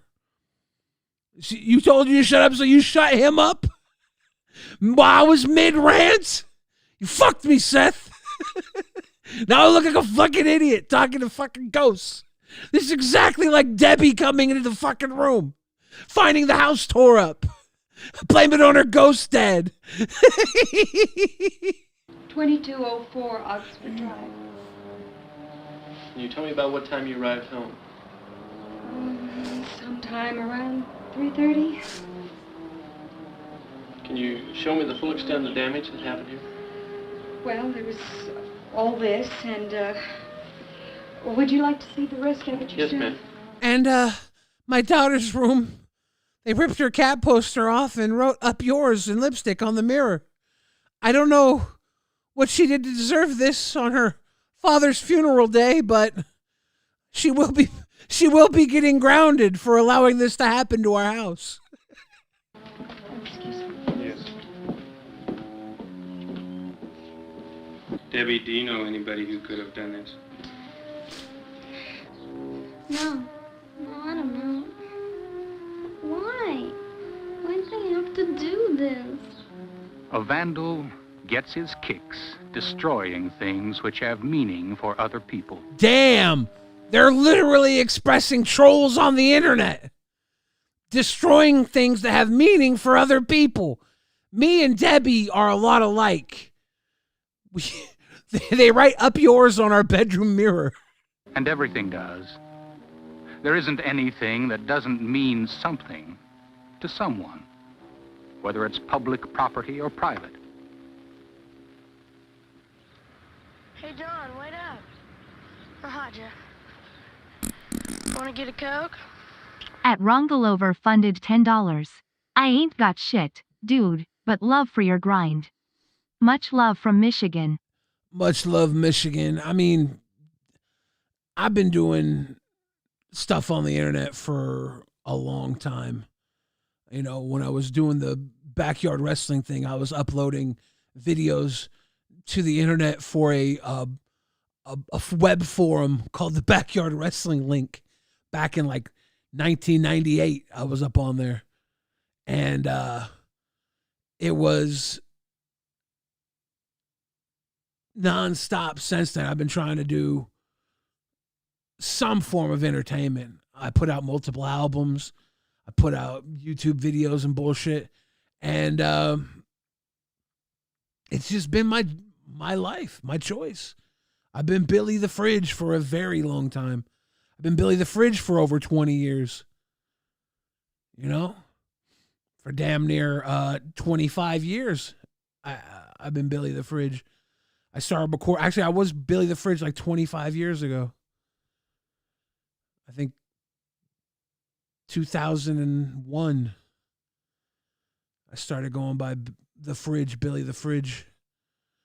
Fuck, man, I'm old. I'm old. No, not really. Why not? I don't know. What's bugging you? Nothing. Come on, tell me. Well, can you keep a secret? Yeah? I mean, a real promise. Yeah, sure. Well, do you remember what happened at Bricker's house? Yeah, I heard about that. Well, we did it. I mean, why are you snitching? A little joke. We're gonna go. A vandal is a snitch, snitching on himself. There you go. And so we just went along with him. I mean, how are we supposed to know her dad died? How are we supposed to know her dad died? You guys picked a really bad day to vandalize her house. She was at her fucking dad's funeral. That's so fucked up. Thinks he's done something smart, or he feels so guilty that he has to get it off his chest. Sooner or later, he ends up telling everything to somebody, and then the news gets around. Hello? Yes? Well, yes, officer. What is it? Yes, Kurt's our son. Oh. Yeah. Well, I'm sure there must be some mistake. Are you No, sure? Kurt did it. Kurt and his nasty band of friends. Well, yes, I guess so. On the day her father was buried. Son of a bitch. What was that all about? Well, that was the police department. They want us to bring Kurt down there to... Kurt? They said that you were involved in that horrible incident at the Bricker house. No, I don't know. Maybe someone's trying to get me in trouble or something. A vandal I don't know, Mom. is a liar. If he wasn't before, he becomes one when he realizes what he's done. Maybe for a split second, he is only lying to himself, pretending it didn't happen. But it doesn't stop there. Dad, I swear to you. He lies to his parents. I don't think I could bear it if you were involved in anything like that. Oh, look at the mom believing him the second he sweared. She wants to believe him. This boy sweared. And he was lying. He's in so much trouble. That. It'll be simple enough to clear it up when we get to the police department. I appreciate you bringing the boy. And he lies to everyone else as long as he thinks he can bluff his way out. Would you mind looking at me, Kurt? Son, there's only one way you and your friends are going to keep your stories straight. And that's by telling the truth. I've already talked to Joe and John and their parents. Now I need to hear it from you. Everything you did that day. Okay? I don't know what they told you, but I wasn't with them that day. Well, that's hard to believe. You boys are always together. You're always with them or Sean. Not Wednesday, I wasn't. How do you know what day it was? Wednesday. Damn! Wednesday. That's the day I was baking cookies and all you boys came in together. Oh, dude. Oh, Kurt. Oh, shit, Kurt. Kurt, you were with them. Kurt, you were. This is the fucking twist at the end of M. Night Vandal Shyamalan movie. Hurts people. Damn. The people he cares about the most. No, Mom. I swear on Debbie's dad, Mom. Lord Magicus says, no, the one way you keep your story straight is don't say anything to the police ever. Exactly, Mike. He played himself. You played yourself. You swore to me and I believed you. The people who care about him. I'm sorry, officer. Apparently, we've raised a vandal and a liar. Would you like to get it over with, Kurt? Tell me all about it. Look, Kurt, everybody makes mistakes. When they do, they have to face up to them. Set things straight. Okay, but it wasn't my idea. Dude, I know. dude.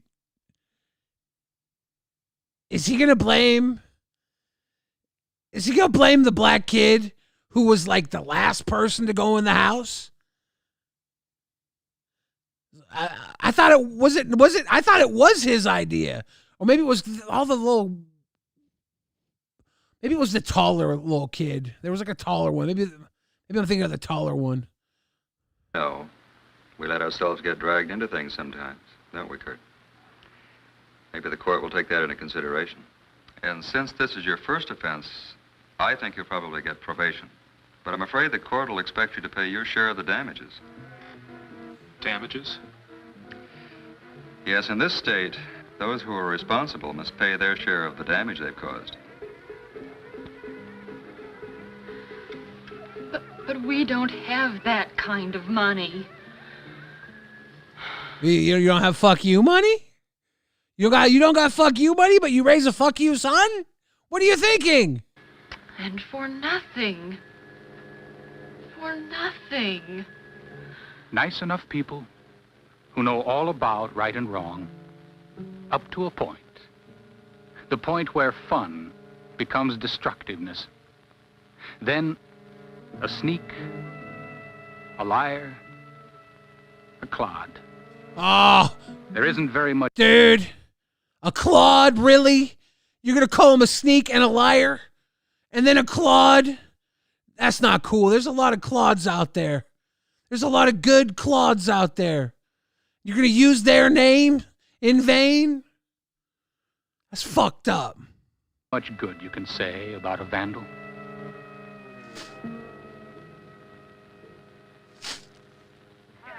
Well, I was talking to Ellen. She just set it off. There'll be times when you'll be in situations like the one the boys in this story were in. When you'll be part of a group where everybody's feeling good and has energy to burn. Times when temptation lies in wait. The temptation to do something which will make you think less of yourself when it's all over. Hey, look at all these rocks. I got some good ideas with these. Come on, you guys, come get some. Now is the time to figure out how you're going to handle those situations. Before you pick up the first stone, before you get involved with something that could get out of hand, now is the time to decide, is this a picture of you? The fucking little kids throwing bricks. Where the fuck are we? Are we in Brick City here? Are we taking the kids out to Brick City? What the fuck? these little fucking Antifa kids running around, chucking bricks at the police. Police and juvenile court officials may treat vandalistic acts differently in your community.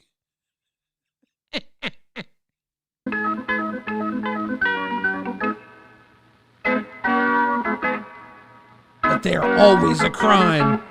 This little fucking tiny baby arm chucking a brick through the wall. Damn. Yeah, Seth Looks was gonna vandalize. We just stopped him from becoming a little vandal. You're welcome. Now you know not to. There's only one way out of this, guys. It's hand in hand together. We don't win unless we all win. Kumbaya, my lord. Kumbaya. Hold my hand and walk into the sun. Kumbaya. And knowing is half the battle. G.I. Joe! It started with dirt clods, and then we started experimenting with rocks. As it goes, you know, before you know it, you're doing a little race riot. You're doing a little decivilization. You're doing a little international incident is all. Do I have to say goodnight? You probably should get some sleep. So, smell you later, token. Don't be a vandal. Baba Yaga knows. If it's not a brick, it's soup. It's not a brick, it's soup for my family. Smart. We're throwing canned soup at the police now because we hungry. The only way to feed them is to throw a can at the people with the money, and the daddy's gone. Shit, man.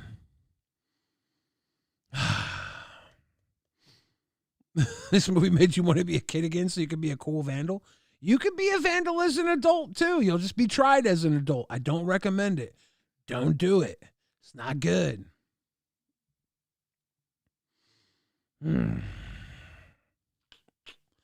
We might call it a night. We might wrap it up. Mike is over here dropping the sweet boys in the chat. Thank you for the sweet boys. Glad to make you smile, token. You have a good night. Thank you for hanging. Thank you everyone for hanging. I think we're all done. I think we're going to wrap it all up. Happy trails to you until we meet again. John Wale says, did you see that RZA from Wu-Tang movie coming out this Friday? I want to go see it. No, I didn't know he had one coming out. Is it? What type of movie is it? I'm gonna Google RZA movie right now. Let's see what. 1 spoon of chocolate. This shit looks epic. Quentin Tarantino presents. Oh, dude. What are you? Sometimes. Oh, yeah. That looks like it's going to be good. I want to see that. I ain't even going to watch any more of that. I want to see that.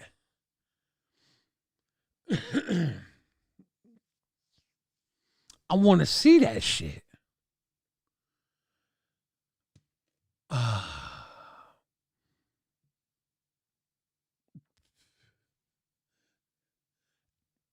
Drunk mother goes shopping shirtless. $2.24.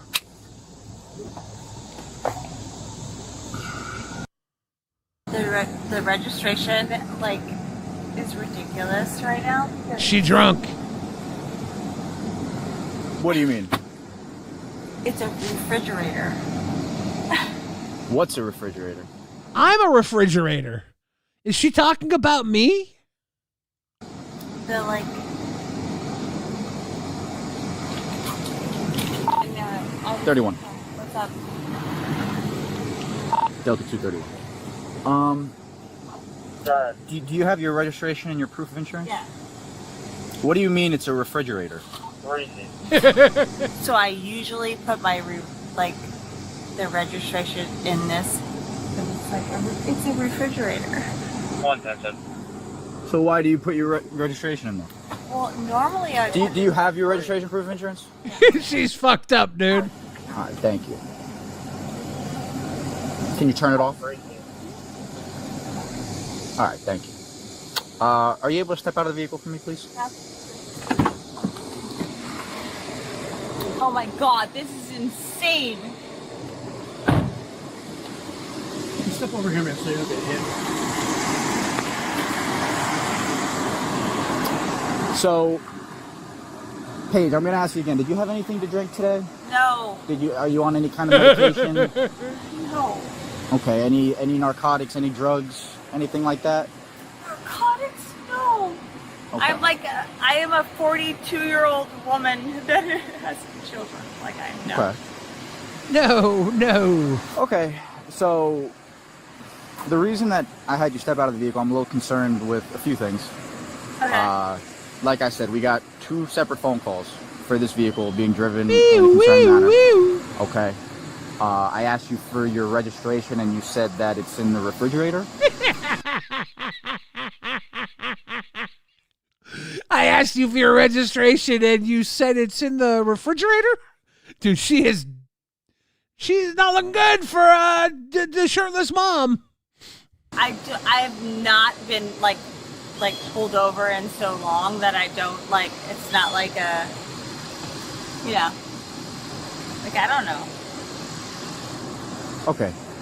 Paige, are you willing to do some field sobriety tests for us? Just to make sure that you're good to drive? I don't want to do sobriety tests. Paige, before we do that, can you just read her rights? Sure. So, just listen to him real quick. So, Paige, you have the right. He's like, could you read her your rights? Could you read her rights before you do that? Could you read her rights? They're skipping right to reading the rights, dude. He's like, we don't need to do all that shit. To remain silent. What are you saying? Okay. You listening? You have the right to remain silent. Do you understand that? Yes. Anything you say can and will be used against you in a court of law. Do you understand that? Yes. You have the right to an attorney. Do you understand that? Yes. If you cannot afford an attorney, one will be appointed to you at no expense of your own. Okay? Do you understand that? Okay. So, The reason why I had him to read your rights. Is that your stuff in the back of the car? Like your purse? You have a purse in the back? Yeah. Okay. Do you have anything else back there that you we should be aware of? No, hear me out. Is there anything back there that we should know about? I'm a Westfield mom. You guys are so ridiculous. There's pills right there in plain view. not back here. In the back seat, there's pills. Are those your pills? In the car. That's why I'm asking you. No, talk to me. Hey, talk to me. Wait, no, tell me. Are there pills? Are you aware of any pills or anything? She cannot even stand, dude. She is gone. In the back seat. All right, so the pills in the bag, put a plastic bag back there. You're saying they're not yours? There's pills in a bag in your back seat. That's why I'm asking you about this. I don't know what they are. I'm going to go take a look. But before I go take a look, I just want you to be honest with me about it. Can I see anything? them? Okay. One thing at a time. Like this officer explained to you, we want to make sure you're okay to drive. So we can be able to do some field sobriety tests just to make sure you're good to drive. 100%. Okay. All right. So let us get set up, and then we'll put you through the field sobriety test to make sure you're good to drive. Okay? You're going to speak with him. Do you have a shirt in the car? I want to put a shirt on you if you have one. Sure. Okay. Where's your shirt? I'll grab it for you. I'll grab it. Oh my God, this is so bizarre. Yeah. Where's your shirt? I'm gonna. How bizarre! Do, do, do, do, do, do, do, do, do. How bizarre! She reminds you of people on Ambien. She might actually be on Ambien, like the way she's acting. That makes a lot of sense. Your shirt for you. Just stand over there with him. I'm gonna grab it. Can you just stand back here where you were? Okay. Can I grab the shirt? What if she was on Ambien, put her pants on, not her shirt, because she was half asleep, and drove to the store to shop because she's Ambien shopping? Sure. Where is Whatever it? you can drive. I'm fine. All right. Or what if her husband's one of those 62 million men, and she was drugged, and she didn't know it? Poor woman, she's a victim. Mr. Cross, how you doing? If Officer Sivitt's permission, you just grab your shirt? Sure. All right. You can grab it. That is a BDSM bear, isn't it? Holy shit. There is one. Do you usually go shopping for steaks without a shirt on? I mean, you said you were going... I mean... No, it's a little unusual that, you're standing here in a bra. You said that you were just picking up steaks. All right. If you don't see a shirt, she'll just do the test. She's just going to get breakfast. We'll do interior after. Okay. All right. Okay. All right. Run it through. If you want to do it up here, my camera's on, so you could do it right over here if you want. All right. All right, Paige, follow this officer. You're gonna. And then Biggs, if you don't mind doing HGM, but like after he explains everything, all right? So these two officers are going to put you through standard field sobriety test because we believe you're driving impaired. That's pretty much what it comes down to, okay? Can you keep your hands out of your pockets, Paige? Fine. Go. They're in your pockets. Take them out. Take your hands out of your pockets. Keep them at your side, just like that. See the tip of my finger? You guys are being assholes. Oh, I'm being very nice. You guys are being assholes. Just follow the tip of my finger. Get your eyes. Put them over your head. Keep moving your head.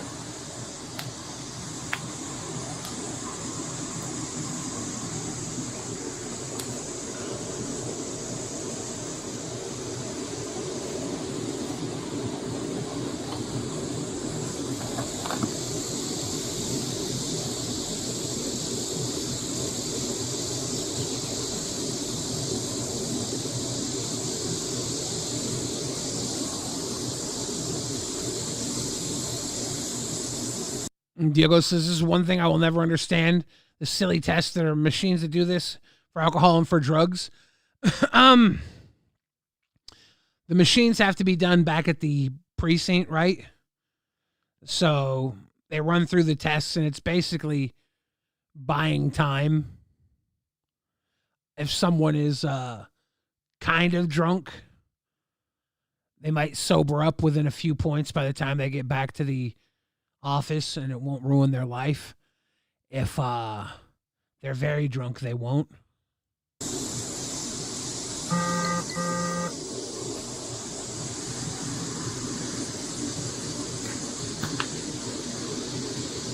One minute.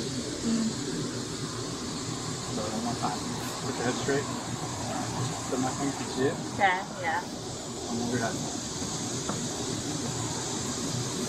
Keep looking. I know. Try. Okay. You're almost done. Alright.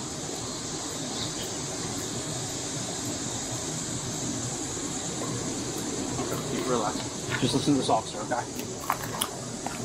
All right, Paige, do you have any issues with your balance? Do you have any injuries to your feet or your legs that I should know about? No. Okay. So the next test we're going to do is the one-legged stand test. Okay. Would you like to wear shoes for this? We found flip-flops in your car. This is insane. Okay, fine. I'll wear mine. You could wear shoes or you could go barefoot. It's up to you. If you'd like to wear shoes, you can put them on, okay? Oh my god. I kind of want to marry somebody who's like, this is like insane. What did she just say? She wants to marry someone? Insane. Okay, fine. I'll wear mine. You could wear shoes or you could go barefoot. It's up to you. If you'd like to wear shoes, you can put them on, okay? Oh my god. I kind of want to marry somebody who's like, this is like insane. Kind of want to marry someone who's like insane. I don't know what the fuck she was saying, but I guess she wants to marry one of these officers right here, right now, impaired, marrying while intoxicated. All right. So one-legged stand test, okay? So I'm gonna explain the test to you, Oh, we're okay? doing the tree pose now? It's gonna be the one-legged stand test, okay? All I'm right. gonna explain to you, okay? You understand? Yes, bro. All right. So starting position for this test is going to be both feet together, arms at your side, okay? Do you understand that? Yes. Okay. 9-step walk. 9-step first? Yeah. Okay. All right. We're actually gonna do the 9-step walk and turn test first, okay? So I'm gonna explain the test, then you're gonna attend Those it, okay? pants are. She's You're gonna trip imagine a over those straight line in front of pants. you. Okay. Starting position is going to be your left foot planted with your right foot in front like this, okay? You understand that? Okay? Arms at your side. Okay? Oh, I'm just gonna From this starting position, you are going to go to take the manner. the next 1001, hump. 1002, 1003, and so on and so forth until I tell you to stop, okay? I've explained that multiple times. She's like, this is too much. All right. Whenever you're ready. You tell me when you're ready. Go ahead, you may begin. Set a starting moment You may begin. You may start. for 10. Just hold my foot up. All right, we're done. All right, please. Transponder back. Can I be placed under arrest for driving while intoxicated? Oh, you guys can't do this. Honestly.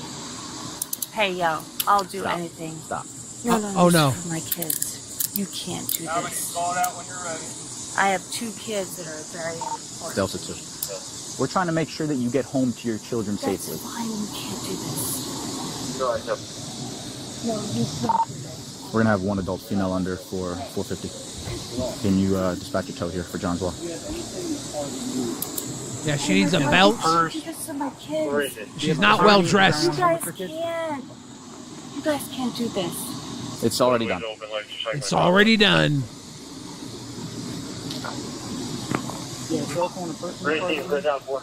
Yeah, let him get her in there, and then you two do your search and all that, and collect everything. I'll help Biggs. You guys start. All right. Go ahead. Trying to see if there's any more action. Go ahead. Can you check our box, see if we made that solution change? Honor, integrity, pride, impact font. For a second. I got it. I got it. Nothing's in there? You're Hey, good. do you have anything on you? No. Okay, with the back of my hand, I'm just going to touch your pockets, okay? Fine. Oh my god, you guys can't do this. Please don't. We didn't do it. You did Please it. don't do this. You did it, drunk driver. I'm begging you. That's a bad morning. For the love of my life. I am not causing anyone any harm. Go ahead. Just sit right in Watch there. your curb. Watch your curb. They said they got 2 calls about her driving too. Please don't do this. Race it, thank you. It'll be on 6:30. Is she going to lose it in the car?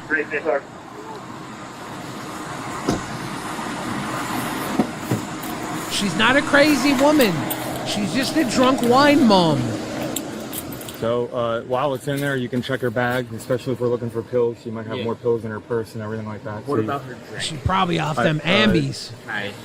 if you want to, yeah, 100%. It could be alcohol. Yeah.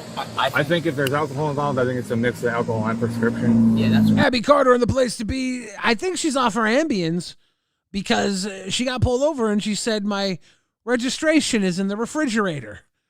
That's Ambien talk. So, I suppose Yeah, I don't know what they are. They're not in the package or anything like that. She says it's not hers, but there's a purse right next to her, right? I didn't see it first. I just saw it. I don't know. No, there's a purse. What's up? I'm gaming food for you. It's on the seat. So I'm gonna have D3 respond over for a search. We want her to meet you at headquarters.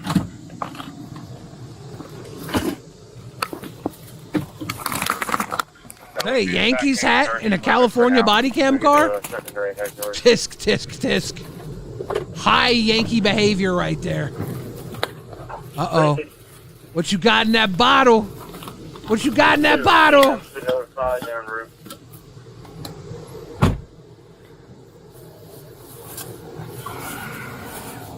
Does it look like alcohol? I think it's water. It's got a little bit of a smell to it, but I think it just might be the... Like the container? Right, that's fine. And like I said to him, we see pills in plain view. She could have pills in her purse. You can search the purse, search all that to make sure there's no more pills in the car. You can't have pills in plain view anymore? I thought this was America.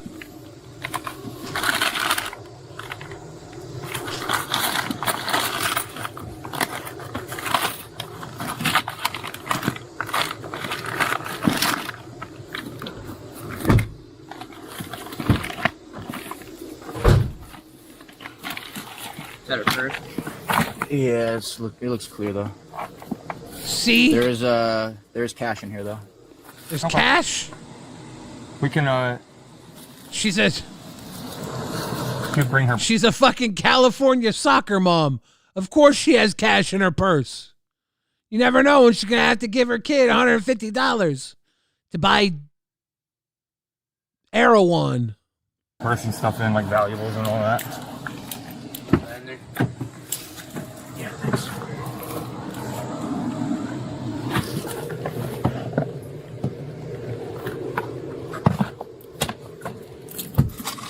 It looks like she might have tried to ditch everything back here. You know what I mean? She did the reach around and dumped it. So I'm just double checking, making sure she didn't dump anything else. Man's over here trying to get a reach around. What'd you say, sucker? Here. I would check like in between the seats in the center console too.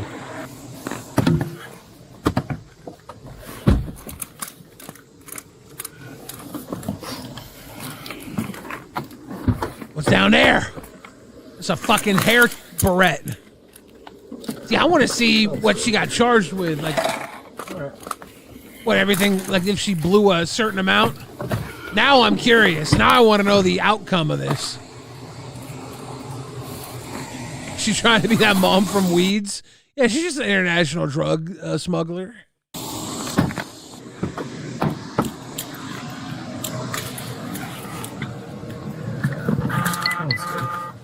Because drunk moms like me are free. I'm gonna have Civics follow you in so he can help you with the paperwork, all right? Okay. And then either me or Jeremiah will probably be box operator for you. Did one of you guys grab the keys? Right on. It was on the dashboard. Yeah, I put them there. Oh, do you have I'm sorry. Yeah, so good. No, go. She says she had 3 kids in Mountain Avenue that are unattended. Unattended? Okay. Yeah. Mountain Ave in Westfield or 605 Mountain Avenue. Okay, so then we'll figure that out in a second. You find the key? Yeah, I got the key. Okay. Is she about to get her kids sent to foster care? Everything in it, bring that, and then we got the key. Yeah. She gotta shut up. It would be good for him to help with the paperwork anyway. If her kids go to foster care, that would they wouldn't do it for an overnight stay, would they? Would you mind waiting with the car? Oh, with the car? Yeah. And then I'll address the kids. I might even just go to the house myself now and we'll figure it out. All right. She said they're completely unattended, the kids? Yeah, so could somebody go over there? And, okay. All right. Yeah. She said her husband's out of town. Okay. Yeah, I'll handle that. All right.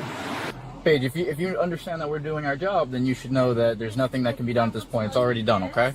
It's already done, Paige. I know. Do not do this. This is a bad thing to do to my life.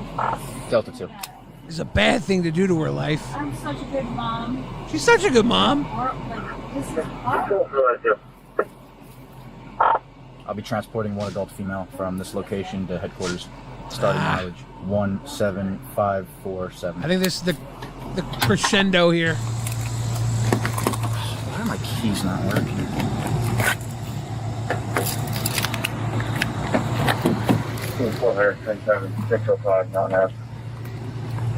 grab their own spares. All right, Paige. God, so f***ed up. Can you just like, it's like watch so your step. tight on Watch my your step. arms. I know, we're gonna fine help with you. my All right, all right. Walk this way, okay? Oh my god. We're just gonna assist you into the building. Convict right now. It's crazy. Lost all my respect for Watch your step. Watch your step. She pled guilty to operating under the influence charge. The other 3 charges were dismissed. Refusal to submit to breath testing, careless driving, reckless driving. Yeah. With Westfield Police. Yeah. First name, Paige. You just like. I apologize, Paige. That was my fault.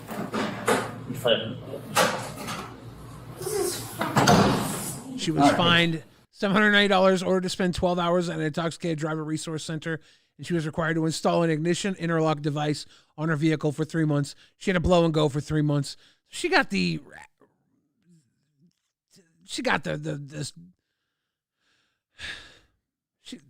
it was fine. She better learned her lesson. What? She didn't vandal. All right, thank you. Thank God she didn't vandal. You got a seat for a moment, okay? Take a seat. Hey.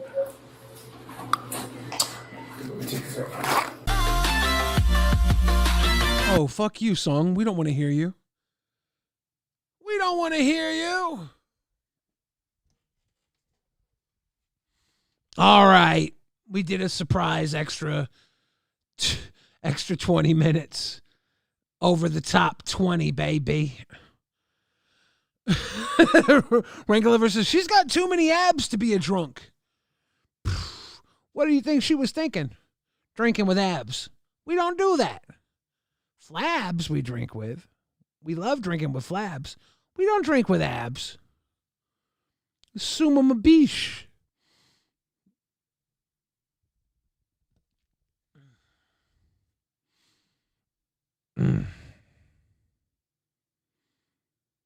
Yeah, at least she didn't have any fucking cinder blocks or bricks laying around. Thank goodness. All right, big time fun, ladies and gentlemen. Let's run this one out the only way we know how.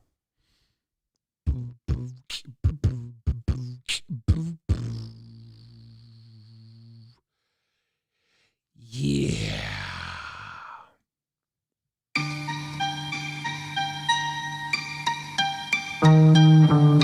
This goes out to all the people working day jobs who would quit if it didn't mean the pay stops.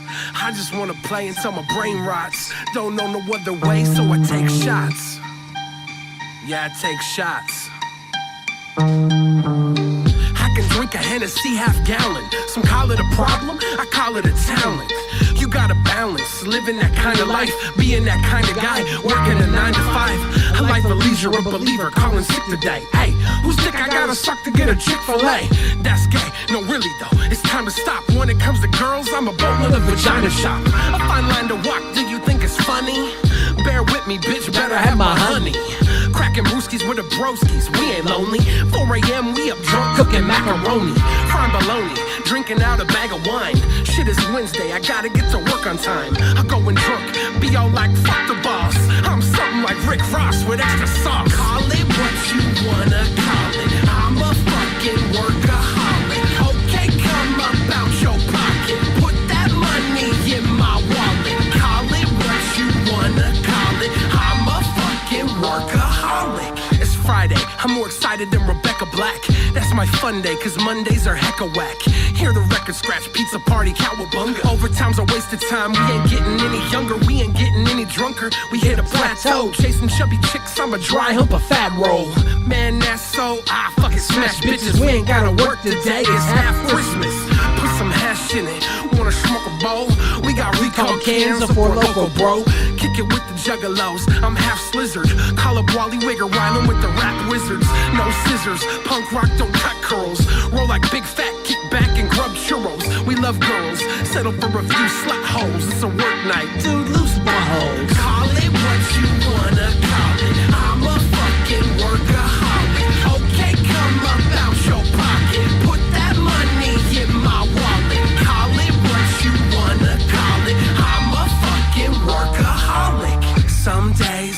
just got to get loose.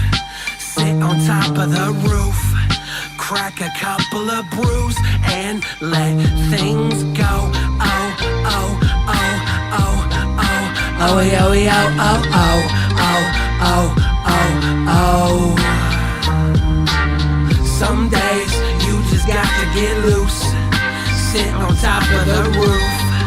Crack a couple of brews and let things go.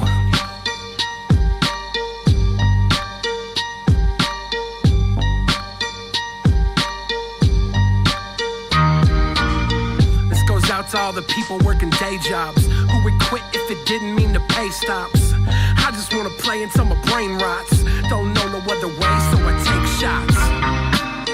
So I take shots. Yeah, take shots. Wanna take shots? Call it what you wanna call it. I'm a fucking workaholic.